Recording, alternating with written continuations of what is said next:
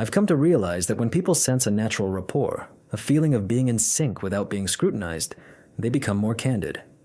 This is the very essence of what is known as the mirror technique. It operates on a subtle level, beginning with minor adjustments, adopting a similar cadence in speech, a comparable posture, becoming attuned to the very rhythm of their expression.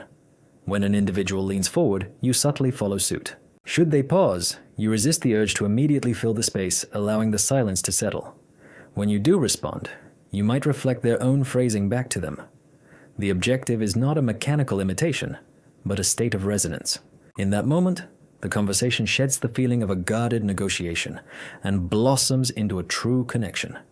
Picture a conversation in a hallway. A member of your team is clearly hesitant, holding something back. Rather than launching into an interrogation, you simply align with their calm demeanor, mirror their stance, and provide them with the space to speak. They begin to share more. You remain with them, and slowly, what was once guarded becomes open and forthright. The mirror technique is effective because it circumvents our natural resistance. It sends a clear, unspoken signal. I am not here to correct you or to pass judgment on you. I am simply here with you. You will observe this in counseling sessions, in high-stakes business negotiations, and in those challenging moments of parenting, where logic proves ineffective, but empathy prevails. People tend to soften when they feel you are on the same wavelength, even when the subject matter is difficult. When you match someone's emotional tempo, they do not feel cornered. They feel secure. And security is what leads to honesty. The mirror technique does not require cleverness, only your focused attention. It is one of the quietest and yet one of the swiftest ways to build a foundation of trust. I've learned that agreement does not always start with the most important question. It often begins on a smaller scale, one quiet yes at a time.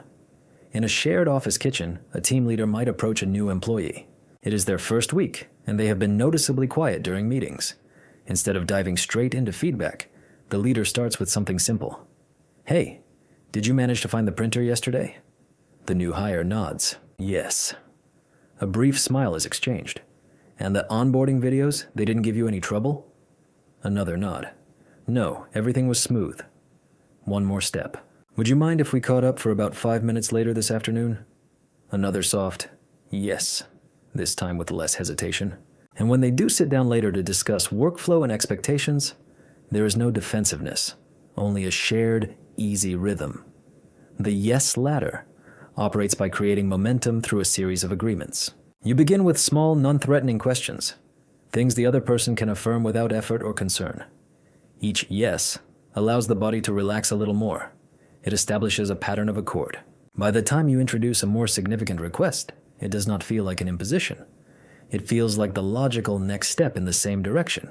This is a dynamic you will see in old friendships when you are reconnecting after a period of time apart, or in community organizing, where trust is built not through grand speeches but through simple, mutual understanding. Even in more casual relationships where agreement builds a sense of comfort before it builds influence. You are not applying pressure, you are seeking alignment. You are gently easing the other person into the experience using their own momentum. Because the most challenging part of saying yes is not the word itself. It is the fear of being pulled along too quickly. But when you are already halfway up the ladder, taking one more step feels entirely natural. Not because someone convinced you, but because you walked there yourself. One yes at a time. I say because for instant compliance. Not because the explanation provided is always profound, but simply because there is one. We are inherently wired to associate requests with reasons. Without a because, a question can feel like a command. With it, it becomes a conversation, even if the reason itself is little more than air. You will observe this in countless everyday situations. Could I possibly take this seat because my foot is starting to cramp? Do you mind if I go ahead of you because my coffee is already paid for? Even, may I borrow your charger because mine is in the other room? The actual logic does not need to be unassailable. The word alone functions like a key. It signals a sense of structure, of intention, of a clear path. And people are more inclined to follow a path than to navigate a void. This also manifests in more subtle social dynamics, not as manipulation, but as a way of reducing friction. The word because gives the other person a rationale to say yes without having to overthink their decision. So the next time you find yourself asking for something, even something minor, do not just make the request. Anchor it. Because once you give the mind a reason, it tends to release the brakes. I bring something in my hands. First impressions are forged more rapidly than we often realize, frequently before a single word has been exchanged. In the corner of a shared workspace, a young man approaches a small group already deep in conversation. He is a newcomer, unfamiliar to most of them. As he draws near, he is holding 2 mugs, one for himself and the other for anyone who might be nearby. "I wasn't sure if anyone wanted tea," he says, offering it without any ceremony. One of the group members chuckles, accepts the mug, and the circle subtly expands to create a space for him. The man sits down, quiet at first, but he is welcomed. There was no need for credentials or for name-dropping. He simply walked in with something in his hands. Something simple, something to be shared. To carry something, whether it is a cup of coffee, a notepad, a printed document, or even a small snack, does more than just occupy your hands. It grants you a sense of presence without applying any pressure. It softens your entry into a new space by demonstrating both intention and a sense of utility.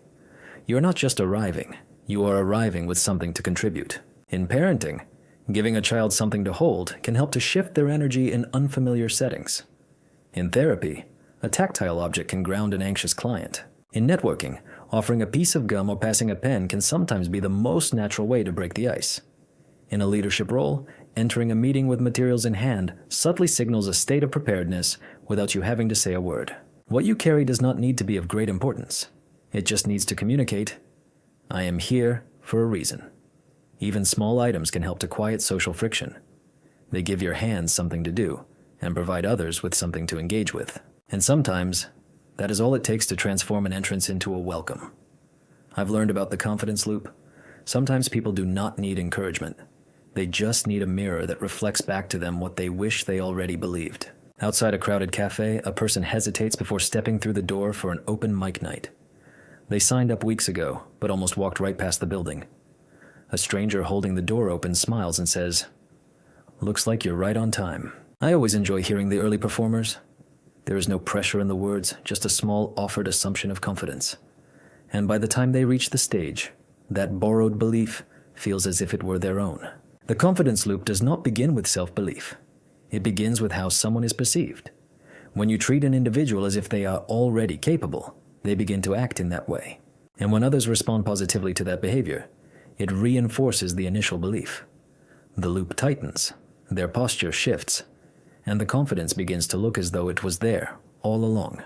You will notice this dynamic among performers backstage, where nervousness can dissolve the moment someone says, "You have the perfect energy for this crowd."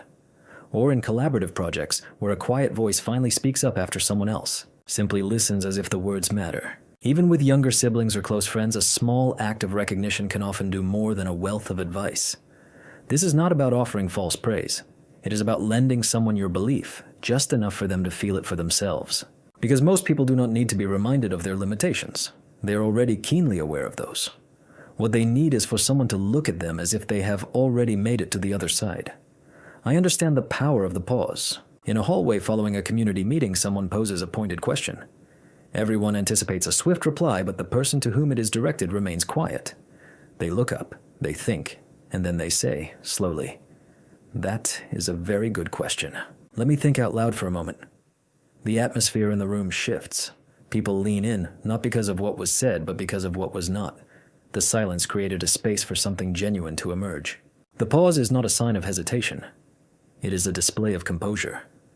That extra beat, just a little longer than what is expected, can carry more weight than anything that is spoken. A well-placed pause can interrupt the noise. It can soften a sense of urgency. In close conversations, it adds significance.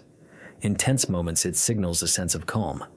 Even during our everyday exchanges, that small bit of quiet can make a reply feel considered rather than automatic. You will see this between two people who are repairing a strained friendship, where the silence does not rush to fill the discomfort. Or when someone is asked about a memory they have not shared in a while, and they stop, not because they are unsure, but because they want to get it right. It works because silence is never truly empty. We fill it with our expectations, our hopes, our worries, our meaning. And a pause, when used with care, holds that space long enough for it to be truly felt. The pause is not just the absence of words, it is the presence of thought. And when you let it land fully, people do not just hear what comes next, they are ready for it. I use their name to rewire the brain. At a neighborhood cafe, someone places their order, half distracted. The barista repeats it back. Got it, Jess. I'll have that out for you in a second. It is a simple interaction, no grand moment. But Jess looks up, just slightly surprised. The sound of their name, spoken without any prompting, lands quietly. Names have a certain weight. Even when they are used softly, they can cut through the background noise. They tell us, this moment is meant for you. You do not need to overuse it. In fact, when you drop someone's name into a natural pause, once, maybe twice, it can shift the entire tone of the conversation. It is a signal of your presence, a small cue that says, I'm not just talking to anyone, I'm talking to you. This works especially well in new friendships when people are still trying to figure out if they are being fully seen, or in familiar but distant connections, like with a neighbor you only half know, where using their name can bridge that space. It can also soften tension. When conversations become complicated or emotions spike, a name, spoken quietly, can re-enter the moment. It can remind both sides that there is a person beneath the words. You will even notice it in written form. A message that ends with your name can feel more anchored, more direct, more human, as if it was not copied and pasted. It was meant for you. That is the effect. A name, when it is used sincerely, does not just personalize. It grounds. It can restore your focus. And sometimes, it can remind someone of who they are, right when they need it most. I dress one level higher. At a weekend gathering, there is one person who walks in just a little more polished than everyone else. Not flashy, just clean lines, well-fitted clothes, a quiet sense of confidence. No one says anything, but their glances will linger a bit longer. Conversations will shift toward them just slightly faster. That is the trick, to dress one level higher than the room. Not to outdo, but to signal a sense of care. It is not about the brands. It is not about the trends. It is about your intention.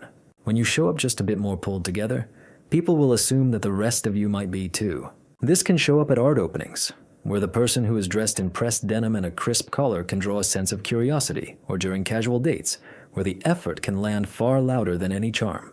Even at community events, someone with clean shoes and a tucked-in shirt can tend to be asked, "Hey, are you helping to run this?" We can subconsciously assign a sense of competence and warmth to those who look like they have tried, but have not tried too hard. It is the sweet spot between blending in and standing out. The visual signal is processed in a matter of seconds. Before you even speak, people will decide whether to lean in, whether to listen longer, whether to remember you. And once that impression is landed, your words can ride on its momentum. You do not need a new wardrobe. You just need to take one step up from what is expected. Because to dress well does not say, "Look at me." It says, "This mattered enough for me to prepare." And people will tend to remember the ones who made things feel just a little more intentional. I follow the 5-to-1 ratio rule. 2 friends are cleaning up after a trip. One is folding clothes, the other is wiping down the counters. The air is light. But earlier, there was a small argument, forgotten plans, raised voices. Now one of them tosses over a bottle of water and says, "You know, you're actually the best at organizing chaos." There is no apology, just an intentional, honest moment of goodwill. This is the 5-to-1 rule in motion. For every difficult moment, it can take several small, positive ones to steady the ground again. Not grand gestures, just quiet reinforcements, appreciation, respect, warmth, care, humor. Strong relationships of any kind are not built on avoiding conflict. They are built on having enough good to hold steady when the tension shows up. Think of it like a balance. If someone interrupts you once but also makes you laugh, you do not call them rude. You call them fun. If someone forgot your birthday but also checked in every time you were sick, the scales will often still tip toward trust. This can show up naturally in our long friendships, where our jokes, our memories, and our small kindnesses can buffer against the occasional friction, or during our late-night conversations, where a compliment can quietly undo something that was left unsaid earlier. It is not about tracking points. It is about remembering that the emotional tone of a relationship is cumulative. The heavier moments will not weigh as much when they are surrounded by care. So, when things feel off, do not always rush in to fix it. Just start by adding the small truths that can make someone feel seen again. I unlock the 90-minute sleep cycle. That one shift to think in sleep cycles, not in hours, can change how rested you feel. Our sleep runs in roughly 90-minute rhythms: light sleep, deep sleep, dream state, and then a reset. If you wake up in the middle of a cycle, even after 9 hours of sleep, you can feel groggy. But if you wake up right after a cycle has ended even with less total sleep, you can often feel alert. It is like sneaking out of a movie just after the credits have rolled instead of in the middle of a scene.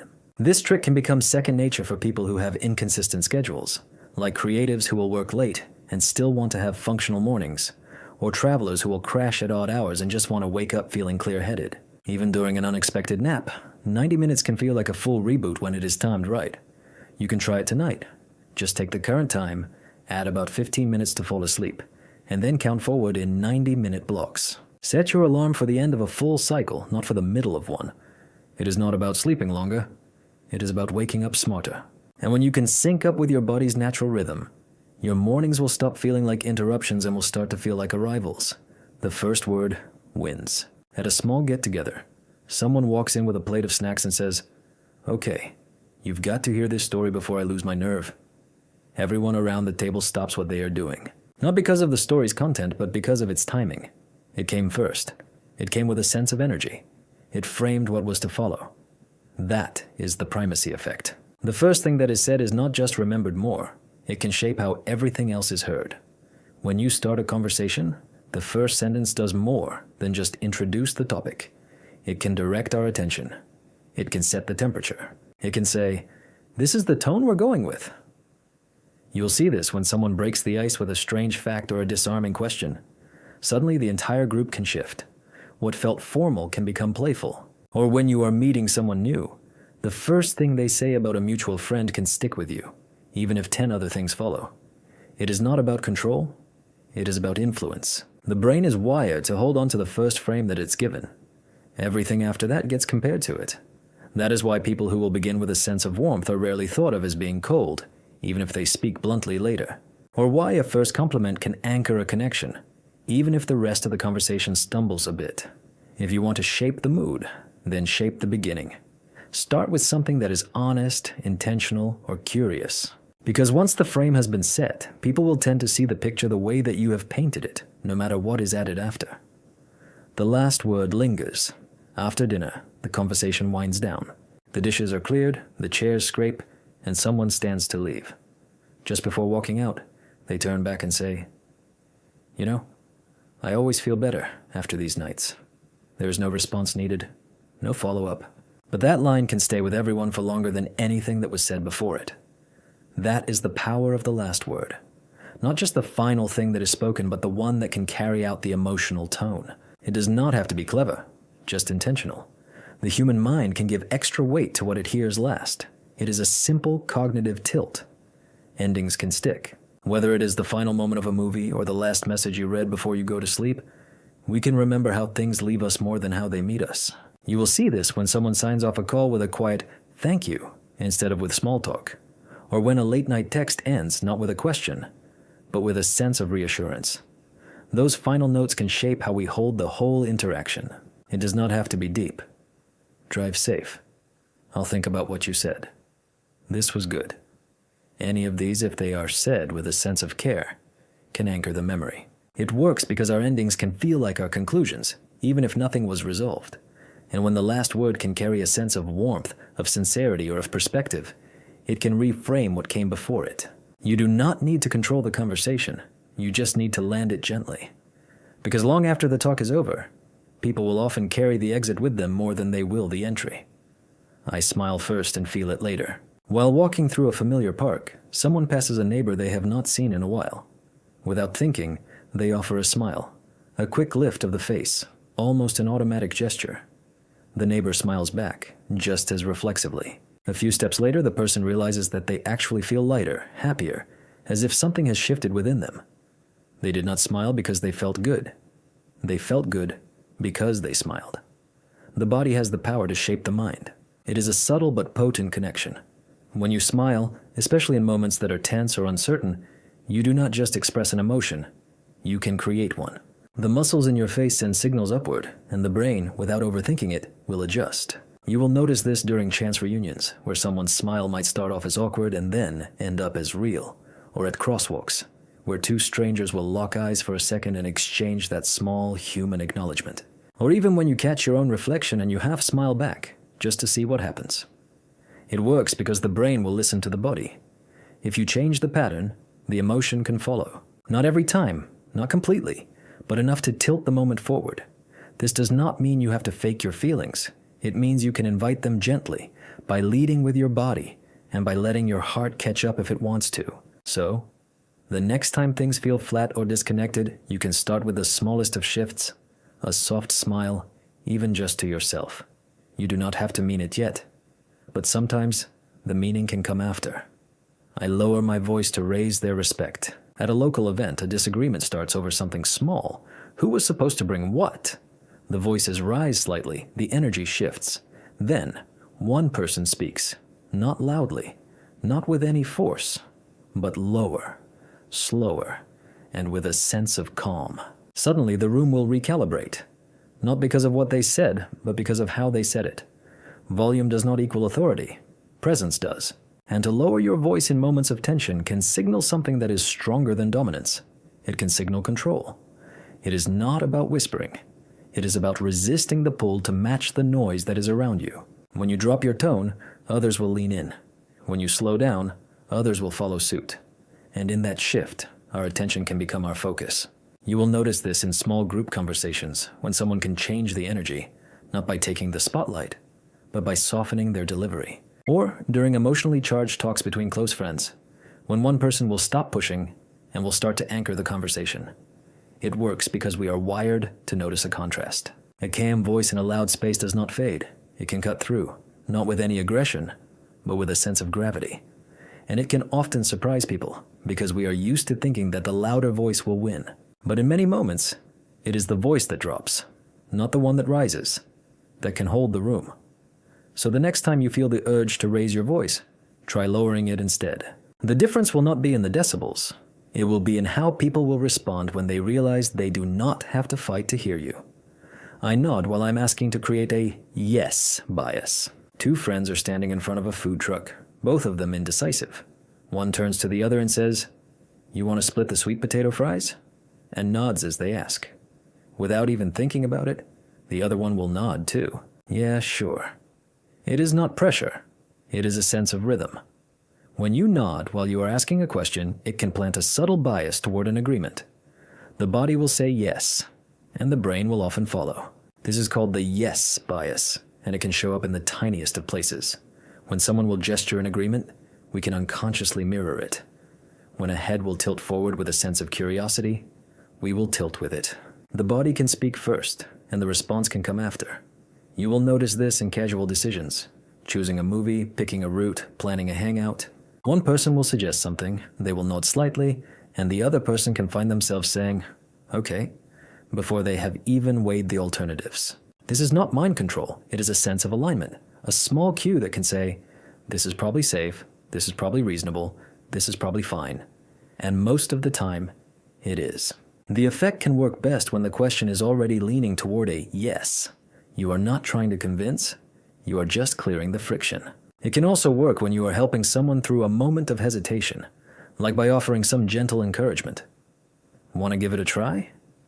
You might nod, and suddenly, the answer can feel less risky. So, the next time you ask something simple, let your body say it first. A soft nod, a calm presence, just enough to tip the answer toward a yes without you needing to push it there. I ask for advice to gain influence. Two classmates are chatting after a group project. One turns to the other and says, "Hey, quick thing.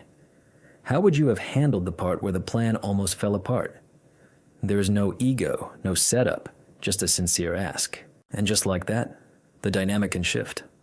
To ask for advice does not make you look uncertain. It can make other people feel valued. It can invite a sense of trust.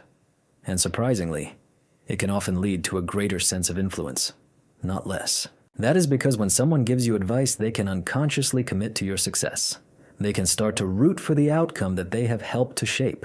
It is no longer your effort alone. It is partly theirs. You will see this between neighbors who are trying to fix something simple, like a leaky tap, or during new friendships, where one person will ask the other, "How do you usually handle stuff like this?"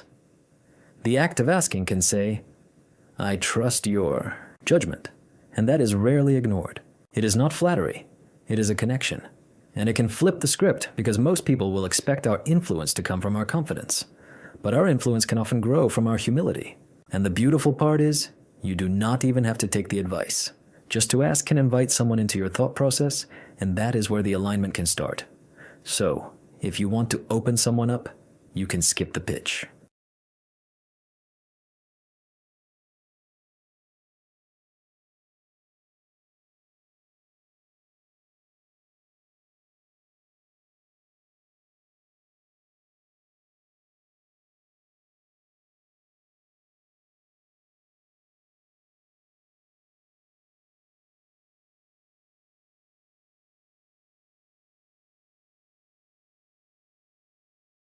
You can ask them what they would do. The answer might be helpful, but the moment of being asked, that is what can truly land. I echo their words to earn their trust. At a crowded outdoor market, someone is explaining where they got the handmade scarf they are wearing. The other person, who was half listening at first, suddenly tunes in when they hear, "I guess I'm drawn to things that feel like they've been through something." The listener will repeat it back, not dramatically, just, "Things that feel like they've been through something." The speaker will pause, they will nod, and then they will keep going, now more open. It does not take a deep insight to make someone feel understood. Sometimes all it takes is to use their own words, gently mirrored back. This is the power of a low-key reflection.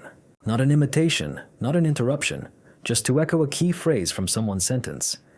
It is a subtle signal that you have caught what mattered the most. You will notice this during long walks, where someone can open up gradually, and you can simply follow their language. Or during casual catch-ups where someone will say, "It's been a weird month," and you can reply, "Weird? How?" By repeating their word instead of replacing it. It is disarming because it is easy. There is no correction, no redirection, just a space to expand. And it can work even when things are tense. If someone says, "I just felt dismissed," and you respond with, "Dismissed?" Not skeptically, just sincerely, they are more likely to explain than to defend. The brain can relax when it hears its own words reflected back. It can feel less alone. So the next time someone shares something real with you, let your response come from what they have already given you. A word, a phrase, echoed with a sense of care. That is often what trust can sound like. Familiar, but coming from someone else. I let them talk first, and then I can win. There it is. The real beginning of the conversation. When you let someone speak first, they can show you where they are. What they say can give you the map. And once you have the map, it is easier to meet them without having to guess. Most people will rush to talk first, thinking that it will give them control. But the opposite is often true. When you speak second, you can get to shape your response with a sense of precision, not with a projection. You will notice this in slow-moving conversations with people you have just met, or in small reunions where someone might need a minute before they open up. Even in casual decision-making like choosing where to eat, whoever speaks second can often steer the direction, because they are responding instead of just reaching. It works because people can reveal more than they think when they go first. You can catch their tone, their pace, what matters to them. And when your reply is shaped by what they have offered, not by what you have assumed, it can land softer and can stick longer. To let them go first is not to be passive. It is to have a strategic stillness, a way of learning before you speak, and the quiet before you talk. That is where the real leverage can live. I speak slower to sound smarter. At a weekend hangout, everyone is chatting over some snacks. The stories are overlapping, the voices are bouncing, and then someone will jump in. Not loudly, not forcefully, but slower than the rest. So, this might sound random, but has anyone ever actually read the instructions on microwave popcorn? The room will stop, just enough to listen. Not because the topic is profound, but because of the way it was delivered. When you speak a little slower than what is expected, people will not hear it as hesitation. They will hear it as a sense of thoughtfulness. The human brain is wired to associate our pacing with a sense of certainty, not our speed, not our volume, but our rhythm. A slightly slower pace can say, "I'm not rushing this. I've already considered it." You will see this in conversations with someone who does not interrupt, who will wait a beat before they reply, whose sentences will not tumble over each other. They are not always the loudest voice, but they are often the one that people will remember. This can show up in quiet, one-on-one talks too. Like on a porch late at night when someone will take their time to explain how they really feel. Or during unexpected encounters, when someone will answer a simple question like, "It actually deserves a real answer." It works because our attention can follow what feels deliberate. When you slow down, your words can stand out. The silence between them can earn a sense of weight. You do not need to drag it out. Just resist the urge to rush. A few extra seconds can make even our simple thoughts feel grounded, clear, and worth hearing. Because in most conversations, the smartest voice is not the one that fills the space. It is the one that knows how to shape it. I frame it as a choice. No one likes being told what to do, even when it is reasonable, even when it is helpful. But if you offer the same request as a choice, then suddenly it can feel easier to agree. That is because the brain does not just care about the message, it can care about a sense of control. When you give someone an option, you can protect their sense of autonomy. And that quiet reassurance can often get you what you were asking for anyway. Instead of, "Let's leave now," you can try, "Do you want to head out now? Or do you want to stay for a few more minutes?"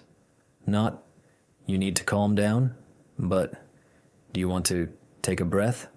Or do you want to talk it through?" In both cases, nothing has changed, except for the feeling of ownership. You will notice this among your close friends during your travel plans, where the more flexible phrasing will often win out, or during your shared projects, where to phrase something as, "Do you want to?" can make the collaboration feel smoother. This can even work in a text. Totally fine either way. But would you rather do this today or tomorrow? This is not reverse psychology. It is to remove the resistance before it can show up. People will not push back because of what you are saying. They can push back because it was not their decision. So if you want less friction, then do not push at all. You can let them steer. Because once it can feel like it is their choice, the outcome will not need to be forced. It can just happen. I point my feet to reveal my intent. It is easy to fake our eye contact. It is easy to smile politely. But our feet will rarely lie. They are often the first part of us to betray what we really want, whether it is to stay, to leave, to connect, or to pull away. If you watch any conversation from a distance, you will see it before you can hear it. If two people are engaged, their feet will point toward each other, not just their heads. If someone is itching to go, their words might stay, but their feet are already angled toward the door. This is a low-level form of body language, not the kind that you can rehearse, but the kind that you can default to. And once you have noticed it, it can become impossible to unsee. This can show up at bus stops during small talk that has overstayed its welcome, at parties when someone is talking to a group but is clearly locked in on just one person. Even during casual hangouts, where two people who are sitting with their legs crossed toward each other will usually forget that they are in a crowd. Your feet can anchor your real attention. They can point where your energy is going, even if you have not said it yet. This can also work in reverse. If you want someone to feel included, you can shift your stance. You can point your feet toward them. You do not have to speak any louder or to gesture anymore. Your feet can do half of the inviting for you. Because underneath every conversation, there is a second one that is happening quietly. And more often than not, your shoes are the ones that are talking first. I look at their shoes to read their personality. You do not have to judge, just notice. Scuffed toes, laces that are double knotted, clean but well worn, loud colors, silent soles. People will not always choose their shoes carefully, but they will live in them. And over time, the way that someone will treat their shoes can say more than they might think. Not about their fashion, but about their rhythm, about how they will move through the world. Some pairs are pristine, they are cleaned, they are protected, they are placed neatly by the door. Others are practical, they are beaten up from all their errands in their early mornings. Some will not match the rest of their outfit, but they were clearly the most comfortable option. All of it is data, it is offered, it is not announced. You do not need to draw any conclusions, just track the patterns. You will notice it when someone is wearing rain boots on a dry day, not because they have forgotten, but because they have planned ahead. Or when someone's sneakers are bright, but their posture is quiet. There is a contrast there that is worth understanding. Even worn-out soles on expensive shoes can tell you something. How they will spend their money may not reflect how they will maintain their things. And when someone shows up in shoes that were clearly not chosen for the setting, a wedding, a hike, a night out, it is rarely a random choice. It is either a message or it is a comfort boundary that can override the message. The feet will not lie, and the shoes that they wear can carry their silent backstories. So if you want to read someone, do not just listen to what they have to say. You can look down, briefly, not to judge, but to understand the ground that they have already covered. I ask for a small favor to build a bond. Borrowing a phone charger, asking someone to hold your spot in line, requesting help with moving a chair, these are not acts of desperation. They are tiny exercises in trust. When you ask for a small favor, you are not inconveniencing someone. You are giving them a subtle invitation to invest. And once they do, even just a little, their brain can start to justify it. I must like this person, otherwise why would I have helped them? That is how our closeness can begin.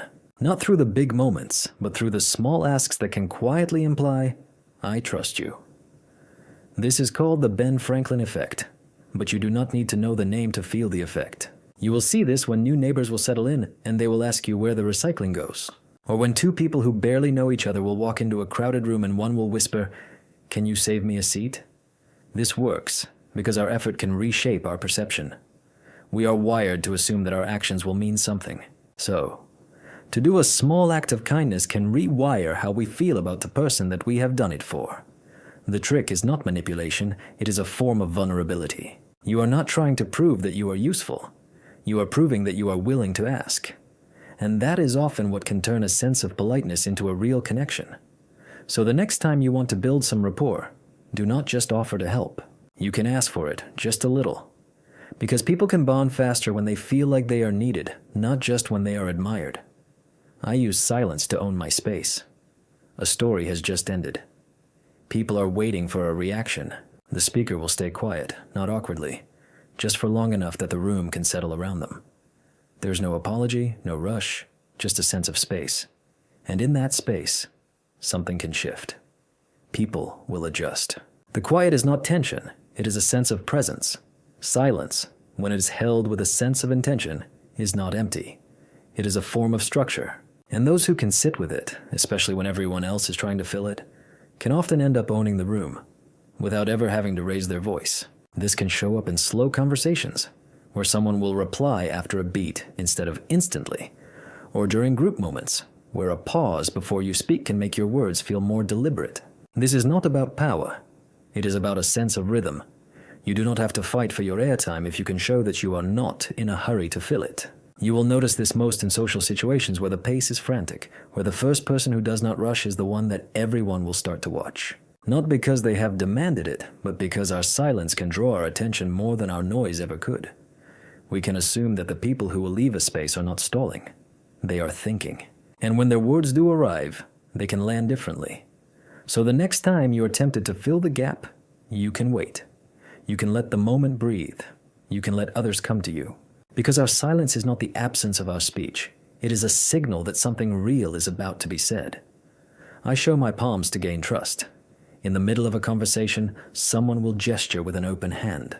Not dramatically, not performatively, just a casual move, with their palm up as they speak. The other person will not flinch or pull back. In fact, they might lean in slightly. Open palms can signal something that we rarely have to name out loud, a sense of safety. Long before our words have evolved, the human body has learned to detect a threat or a sense of openness in our posture. Hidden palms would have meant concealment. Visible palms would have meant no weapon, no tension, just a sense of presence. Even today, that instinct can stick with us. You will notice this when someone is trying to diffuse some tension, not by talking softer, but by keeping their hands visible and relaxed. Or when a friend will shrug with both of their hands out, saying, "I didn't mean it that way." The message can land because their body has said it first. This is also why certain conversations can feel easier when you are sitting side by side, with your hands resting on the table, not crossed, not hidden. The body can make the promise before the words do. This is not about performance. It is about a sense of alignment.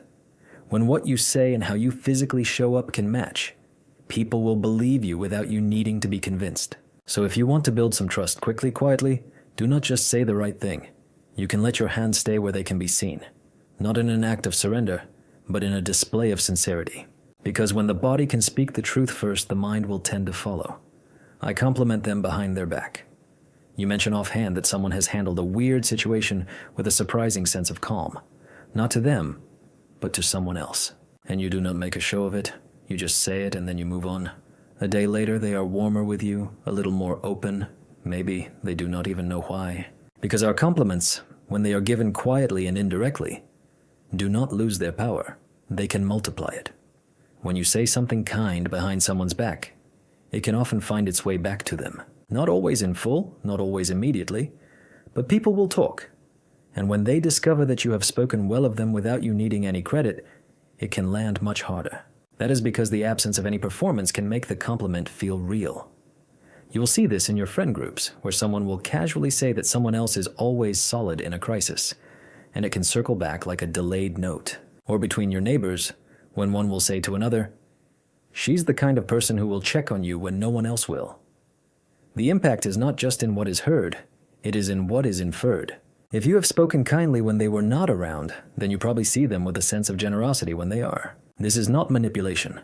It is a quiet affirmation, a way of letting someone know that they matter without the awkwardness of having to tell them to their face. So the next time you notice something good in someone, you can consider not saying it to them.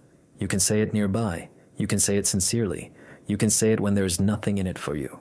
And you can trust that it will echo exactly where it needs to. I use we instead of you. You forgot to lock the door versus looks like we forgot to lock the door. The same fact, a different feeling. One of them can point, the other can join. When you say we instead of you, you're not changing what has happened. You're changing how it can land. The shift is subtle, but the emotional impact is immediate. Suddenly you are not blaming. You are partnering. This is not about avoiding responsibility. It is about preserving a connection.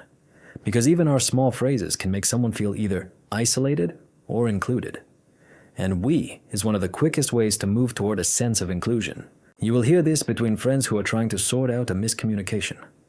"We must have crossed our wires."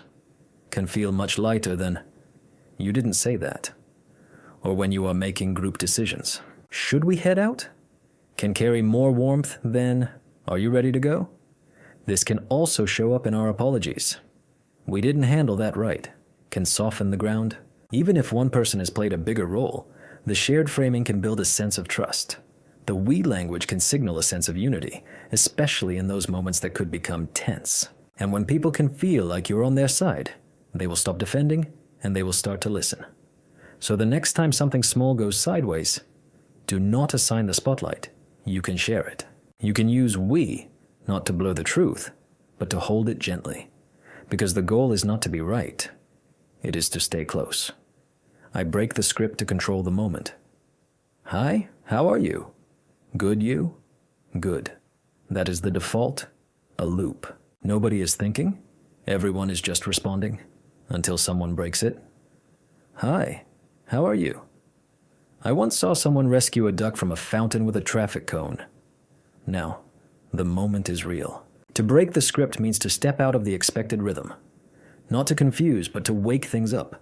Most of our conversations will run on autopilot. They are safe, they are familiar, they are forgettable. But when you can interrupt that rhythm gently and playfully, you can take control of our attention, not by force, but by contrast. It could be a surprising compliment instead of a hello, a story instead of a status update, even a quiet pause where people would have expected some quick words. You will see this when someone will answer, "How's it going?" with, "Better now that you're here." And somehow, it can land.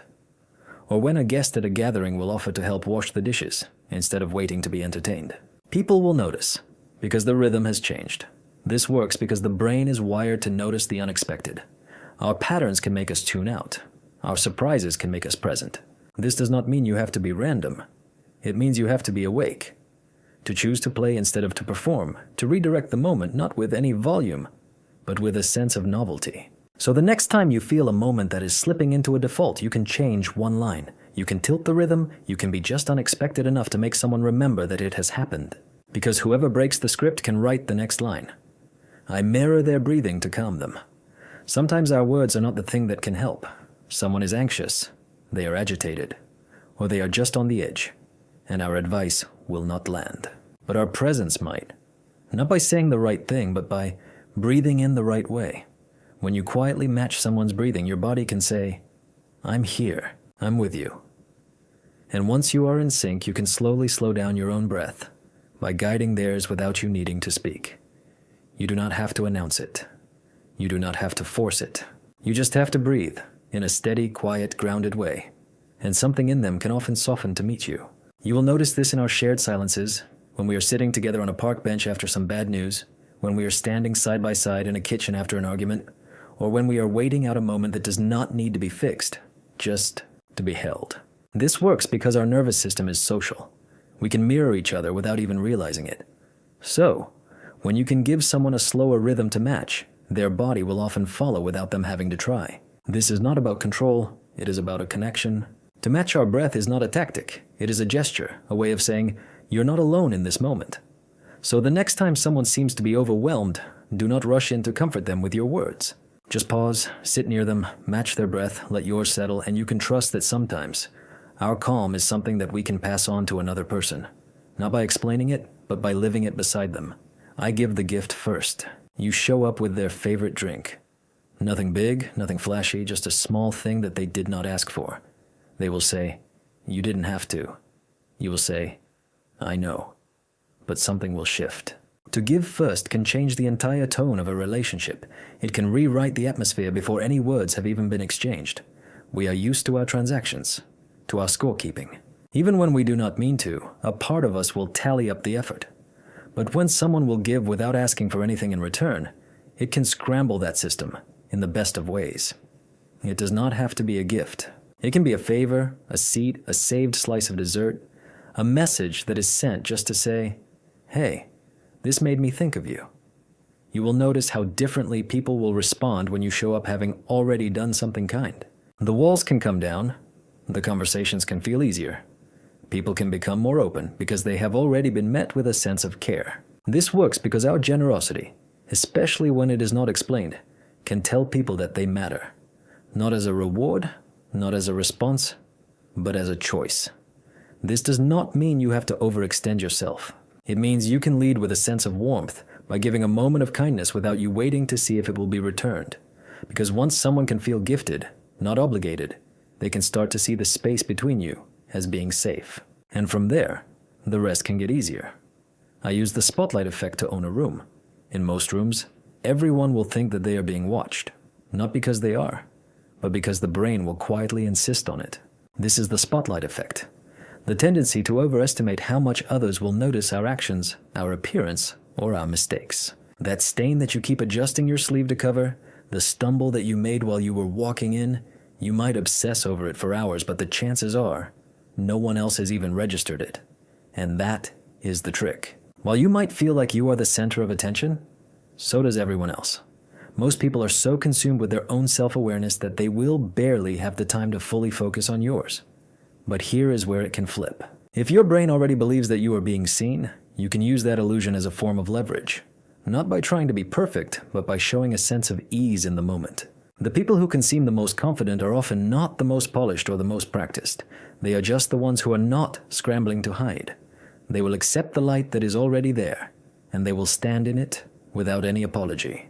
That quiet self-permission, with their shoulders relaxed, their expression unforced, can create a sense of presence. People will notice, not because you have demanded their attention, but because you did not tense up under it. To own a room does not mean you have to take it over. It means you have to understand that nobody is watching you as closely as you think. And if they are, then you can get to decide what they will see. Not someone who is shrinking under some imagined judgment, but someone who is still, someone who is grounded.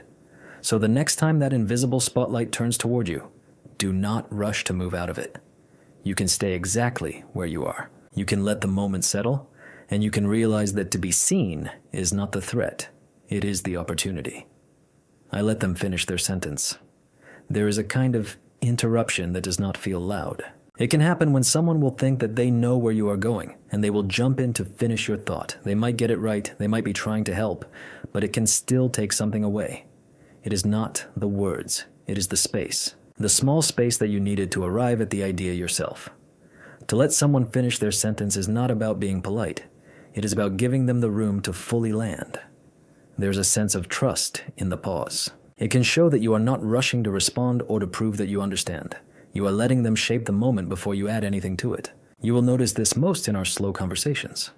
The ones where someone is trying to explain something that they have never quite said out loud before. Maybe they are circling around a feeling, or they are trying to get the story straight in their own head. And when they get interrupted, even with good intentions, you can see it happen. A small hesitation, a sentence that will never fully return.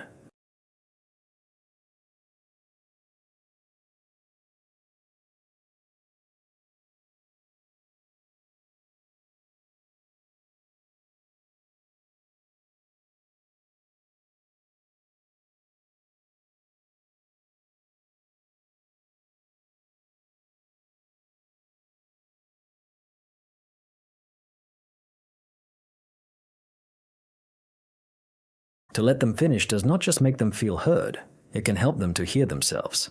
Because often we do not know what we really think until we have said it all the way through. And to be allowed to do that, without being steered or completed, is a quiet kind of gift. So, the next time you are in a conversation and you think you know what someone is about to say, do not say it for them. You can let the silence stretch if it needs to. You can give them the floor until they choose to step off it. You might be surprised by how much more honest things can sound when they are allowed to arrive fully formed. You seem like is instant rapport. There is a strange kind of connection that can form when someone will say, "You seem like the kind of person who..." It is not always accurate. Sometimes it is a little bit off. But it can almost always land. Not because it is perfectly insightful, but because it can show that they are paying attention. They are noticing something, and they are trying to name it, even gently. This simple phrase can create an opening. It is not a compliment. It is not a guess. It is a reflection, a soft way of saying, "Here's how you come across to me." And most people will lean into that moment because we rarely get to see ourselves through someone else's lens, unless we ask. You seem like the kind of person who keeps snacks in their bag, just in case. You seem like you notice when people feel left out. You seem like someone who reads more than they let on. Even if it is a little bit wrong, it can invite a clarification. Not quite, but. And just like that, the conversation can deepen. What was on a surface level can become personal without any force. This works because it can balance two of our human needs, to be seen and to be understood. When someone will offer a perception of you, it can give you a chance to step into it or to reshape it. Either way, it can move the exchange from small talk to something with some texture. So, the next time you are trying to connect, do not ask people to define themselves. You can offer a glimpse of how you see them, and you can let them respond. A sentence that can start with, "You seem like," might be the beginning of one that they will actually want to finish. I pretend that I am the host. There are moments when you will walk into a room and you will feel like you are borrowing some space. The conversations are already flowing, the groups are already formed, and it is easy to shrink into the background to wait for someone to invite you in. You are at a birthday party that is not really your crowd. You were invited through a mutual friend who is now across the room, in the middle of a story. You will linger near the kitchen, you will pretend to scroll. Then, without overthinking it, you will refill the chip bowl, you will straighten a stack of napkins. You will ask the guy who is next to you, "Hey, have you tried the weird green dip yet?" He will smile. "Number 1, what's in it?" "Number 2, no clue, but I've committed to it now. Do you want some?" It is small, but in that moment you have stopped being a guest. You have acted like a host. When you can act like the space is partly yours, when you can take a small amount of responsibility for how others will feel, you can automatically gain a quiet sense of authority. People will notice it, even if they do not register why. The human mind can associate our confidence with our caretaking, not with our loudness, not with our attention-seeking, just with a calm ownership of the environment. This is a trick that is often used by great teachers, by smooth negotiators, and by good managers. Not because they need to have control, but because people will respond better when someone is subtly steering the room. This can put others at ease. You do not need to wait for permission to feel like you belong. You do not need a title or a role. You can just start to act like the place could be slightly better because you are in it. And you can take one small step in that direction. That is usually all that it can take for the rest of the room to unconsciously agree. You're not just there. You are a part of it. I ask about their childhood for an instant connection. You are on a balcony at a friend's get-together. Someone you barely know will join you. Someone who is quiet, polite. After a few minutes of back and forth, you will ask, "What were you like as a kid?" They will pause, not in a guarded way, but like they are sorting through some old photos in their head. Then they will smile. Honestly, I was kind of obsessed with trains. Suddenly, it is not small talk anymore. You are not just learning about them, you are meeting a version of them that has shaped the rest. And the whole tone of the night can change. There is a reason that questions about our childhood can work like this. The memories are not just old, they are formative. They are often unfiltered. They are full of our early joy, our frustration, our longing. When someone will talk about their childhood, they are not just giving you some information, they are handing you a blueprint for how they have become who they are. And because it is personal without being confrontational, our defenses will not go up. It is a soft form of entry. Therapists will use it. Coaches will use it. Good dates, good interviews, our close friends, they will all find their way there eventually. You can shortcut that timeline by just asking early, gently, without any force. You're not trying to mine for any trauma or to pry for any secrets. You are just opening a door to where people can feel the most like themselves, even if they have not visited that place in a while. The person who is in front of you has lived a life. If you want to understand them faster, you can start where their story has begun. Most people will not resist. They will be relieved that someone has finally asked. I ask questions that make them reflect. Most of our conversations will drift toward the easy places. Our shared opinions, our casual complaints, our daily updates. This can keep things moving, but nothing will really stick. And then, once in a while, someone will ask you something that will make you stop and actually think. You are in the back booth of a nearly empty cafe. It is late. You are talking with someone you have known for a while, but not deeply. Out of nowhere, they will ask, "What do you think your younger self would be proud of in you today?" You will laugh at first, you will be caught off guard, then you will pause. Something about the question will linger. You will sit with it, and when you do answer, it will not be an automatic response. It will be something that you have never said out loud before.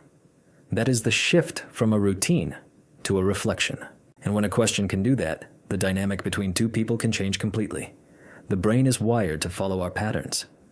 But when a question will interrupt that, not to challenge, but to invite, the mind can turn inward. It can stop reaching for a prepared answer, and it can start to form a new one. That is where our connection can live. You will see this in our coaching, in our mentoring, in our parenting moments that will last. A question like, "What's something that you've unlearned this year?" Or, "What are you afraid to want?" can open up far more than our small talk ever could. This can show a sense of care without any pushing. The goal is not to be clever. It is to ask in a way that can make the other person feel like they are worth answering. Most people will want to reflect. They just rarely get asked anything that can give them the permission to. You do not need the perfect words. Just one honest question that can make someone go quiet for a second. Not because they are stuck, but because they are finally thinking about something that can matter. That pause is the sound of trust being built. I self-deprecate and then I take the stage. Our confidence can make people listen, but too much of it, too early, can make people pull back, even if they do not show it. They will nod, they will smile, but something will stay guarded. What can lower that guard, oddly enough, is a quick moment of humility. You're at a small team meeting, nothing major, just some weekly check-ins. It is your turn to present an idea. Before you dive in, you will say, "All right, I'm not exactly a design genius, so go easy on the mock-ups." Everyone will chuckle. The room will relax, you will continue, and suddenly, everyone is actually paying attention. You did not shrink yourself. You just made yourself easier to listen to. That is the shift. When you lightly poke fun at yourself first, the spotlight can soften. You are not announcing your dominance. You are inviting a sense of comfort. And once people are comfortable, they are far more open to whatever will come next. This works because our self-deprecation can disarm. It can signal that you are self-aware, that you are not overcompensating, that you are not trying too hard. This can also preempt any judgment by saying what people might have been thinking. You can take the power out of it, and then, when you do speak with a sense of confidence, it can land much stronger. It can feel earned, not forced. You will hear this in our stand-up comedy. You will see this in our TED Talks, in our leadership retreats, even in our classrooms. Not as an act, but as a pacing move. You can start with a sense of warmth, and then you can lead with a sense of clarity. The trick is not to downplay what can matter. It is to know when to soften the edge so that people will not flinch before you speak. You can say something that is real, that is slightly self-aware, that is maybe even a little bit clumsy. and then you can deliver what you have come to say. In most rooms, you do not need to be the most polished. You just need to be someone that people will want to listen to. And a moment of honest humility is often the easiest way to get there. I sit diagonally, not head-on. In any conversation, there is a subtle shift in our energy when two people will feel like they are in sync. It is not about the words, it is about the space between them. You are sitting in a cafe with a colleague you do not know well. You are just starting to chat about a project. At first, the conversation can feel a little bit stiff. You are sitting straight across from each other. You are making direct eye contact, which is fine. But something can feel a little bit off. Without overthinking it, you will shift your seat.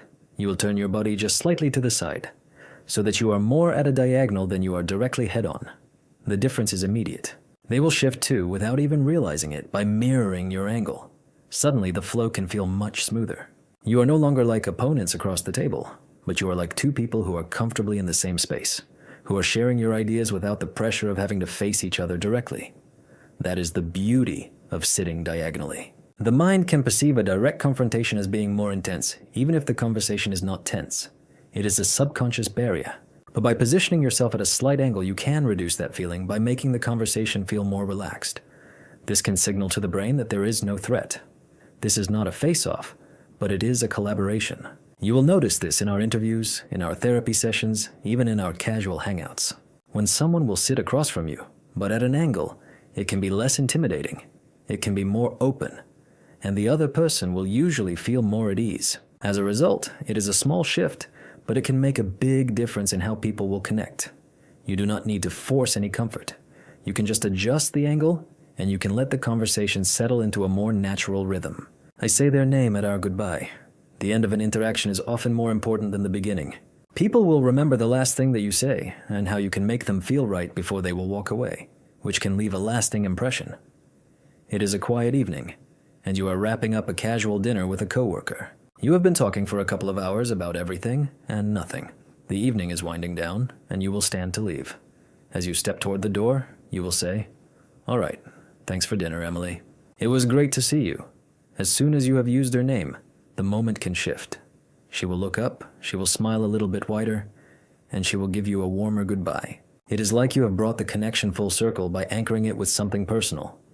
To say someone's name, especially at the end of an interaction, can create a subtle but powerful bond. It is a reminder that they have been heard, that they are seen. And when you say their name at our goodbye, it can linger in their mind as a cue. This conversation mattered. The brain can naturally respond to its own name. It can grab our attention, and it can make the interaction feel personal and genuine. This is why good leaders, our friends, and our salespeople will use names naturally in our conversation. This can signal that the relationship is real, and it is not just transactional. This trick can work because it is simple and it is human. In our therapy, when a counselor will use a client's name before a session will end, it can deepen the sense of connection. In our negotiations, to say the other person's name can soften a deal. Even in our parenting, to use a child's name while you are saying goodbye can comfort them and can build a sense of trust. The next time you part ways, do not just say, "See you later." You can add their name to the goodbye, and you can notice how it can strengthen the moment. I fake a deadline to get faster results. You are sitting at your desk. Your co-worker is across from you. They are scrolling through their emails. You have been working on the same project for a while, but your progress has stalled. There is no immediate pressure, but the task can feel endless. You will casually say, "Hey, I need to wrap this up by 3 p.m. Can you get that data together by then?" Your coworker will nod. They will suddenly pick up the pace. They will dig into their files. They will pull things together with a sense of purpose. Before you know it, the task is done, and you will realize that the deadline that you have given them was not real. It was just a prompt to make it happen faster. When we can feel the weight of a deadline, whether it is real or not, the brain can shift into a higher gear. The feeling of urgency can narrow our focus. It can cut out our distractions. That rush of energy does not always come without a deadline. But when we think that we have one, we are more likely to act decisively. This can work in our sales when a salesperson will create the illusion of scarcity, and this can work in your everyday work life. Even in our relationships, to create a sense of time pressure can help to move our decisions forward. The trick is not about deceiving people. It's about creating the mental environment that can make them act more decisively. You do not need to pressure someone. Sometimes all that it can take is to create a sense of time to encourage some action. I raise my eyebrows when I see someone. You are walking down the hallway of your office. You are headed to the break room. As you pass a coworker, you will make some brief eye contact. For a split second, you will raise your eyebrows, just enough to acknowledge them, and then you will keep walking. They will do the same. They will smile lightly. There is a slight shift in their posture as they will return the gesture. It is small, but something has happened.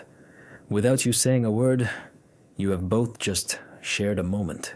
That tiny, subtle lift of the eyebrows can signal a sense of recognition, an unspoken acknowledgement that you have seen them, and in return, they are likely to feel just a little more connected to you. When we raise our eyebrows in a greeting, it can signal a sense of openness. It is not just a facial expression. It is a cue that we are available, that we are engaging with the person who is in front of us. The brain can pick up on these signals immediately by creating a tiny bond.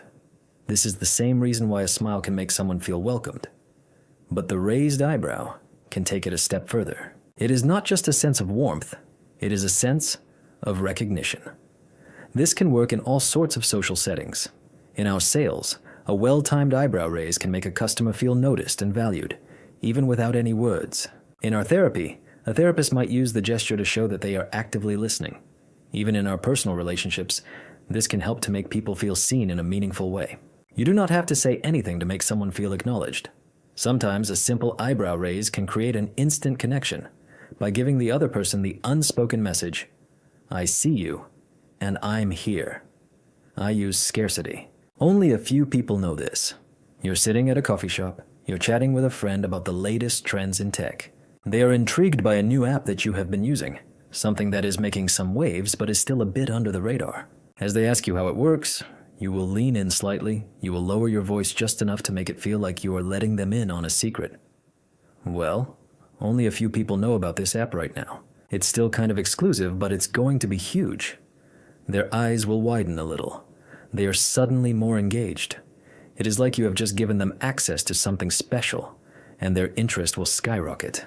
Without you even realizing it, you have activated a sense of scarcity, and it is making them more invested in what you are saying. Scarcity can work because the brain is wired to respond to what is rare or limited. When something is framed as being exclusive, the mind can feel a subtle pressure to act quickly or to risk missing out. This is not about being manipulative, but it is about tapping into a natural instinct that we all can share, the desire for what can seem rare or in demand. This trick can show up everywhere. In our sales, our marketers will know that to say, only a few are left, can increase our urgency. In our negotiations, when you can hint that something is limited, the other party can feel a stronger pull to close the deal. Even in our casual conversation, to mention that something is known by only a select group can add a sense of value to it in the listener's mind. When you can frame your information as being rare or exclusive, people will naturally want to be a part of that group. They are more likely to lean in, to listen closer, and to value what you are offering. A little bit of scarcity can turn a simple conversation into something that is far more compelling. I speak to their pain, not to their logic. You're sitting across from a colleague in a meeting room. The presentation is about to start, but you can sense that there is some resistance in the air. They have got their arms crossed, a slight frown, and they are checking their phone every few minutes. You will launch into the benefits of the new project. You will detail the timelines, the efficiency gains, and the cost savings. But as you speak, you will see their attention that is wandering, their body language that is closed off. Then, without you missing a beat, you will shift. I know that we're all overwhelmed with our deadlines right now, and to add another project might feel like too much. But just imagine trying to meet your targets without this tool. It's only going to make things harder.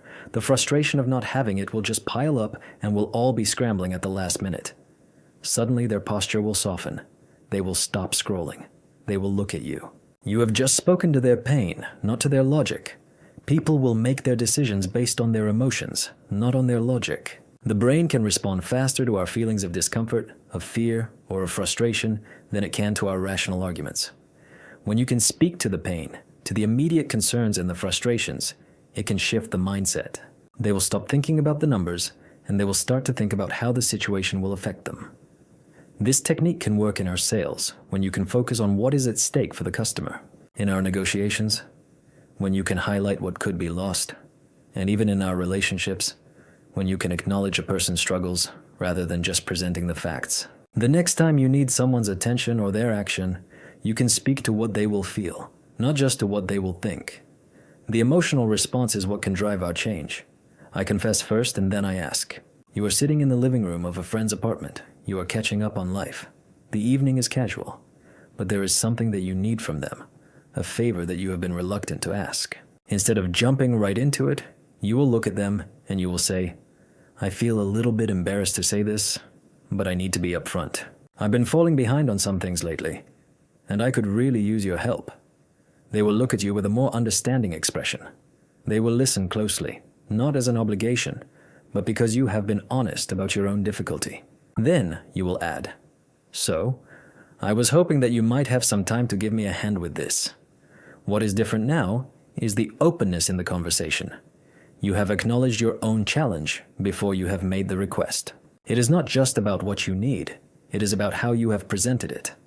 The vulnerability can make the ask feel more genuine, less transactional. This can work because the brain can respond to our vulnerability with a sense of trust. When you can confess first, you can create a space where the other person will not feel pressured or caught off guard. They can process your need with a sense of empathy, and that can shift the dynamic from a simple favor to an opportunity to support someone that they care about. In our sales, this might show up when someone will acknowledge a product's shortcomings before they will highlight its benefits. In our therapy, when a counselor will share a relatable story before they will ask about the client's experience. In our relationships, when you will open up before you will ask for something in return. When you can confess first, the request can become more meaningful. It is not about asking for help. It is about inviting someone to be a part of something real. I let them correct me, and then they can trust me. You are sitting across from a colleague at a casual lunch. You are talking through an idea for an upcoming project. You will mention a detail, something about the logistics, but they will stop you mid-sentence. Actually, that's not quite right. The timing is a little bit different. Instead of brushing it off, you will pause, you will smile lightly, and you will say, that's a good catch. Thanks for pointing that out. You have let them take the lead in correcting you. And after a few more minutes of discussion, they will start to contribute more freely, they will offer their suggestions, and they will refine the project with you. By letting them correct you, you have created a space where they can feel knowledgeable and respected. People are wired to trust those who will allow them to contribute in meaningful ways, even if it is something as small as a correction. When you can open the door for them to step in, you are subtly telling them that their input can matter. This can work because psychologically, when someone will correct you, they can feel more invested in the outcome. It is not just about them providing the right answer. It is about them taking an ownership of the process, which can create a sense of partnership. The brain can naturally build a sense of trust when someone can feel acknowledged for their expertise or their insight. You will see this in our sales, when a salesperson will let a client correct the details about their needs. In our therapy, when a therapist will let a client steer the conversation. And in our leadership, when a leader will invite their team members to contribute their thoughts, even if it means correcting them. To allow someone to correct you can show a sense of confidence, not of weakness. It is an invitation to collaborate, and that is when our trust can truly grow. People will not just listen to you. They will feel like they are a part of the journey. I ask, what would you do? You are in a meeting. You are discussing a new project proposal with a colleague. There is some tension in the air. Some of the details are not adding up, and the conversation is starting to feel a little bit stuck. Rather than jumping into a solution or trying to push your own perspective, you will pause and you will ask, what would you do if you were me? Your colleague will blink. They will be clearly surprised by the question. They will shift in their seat. They will process it for a moment, and then they will start to outline their thoughts. The tension will loosen. Suddenly, they are thinking alongside you, from your position. The conversation will feel more collaborative, as if you are solving the problem together. To ask, what would you do?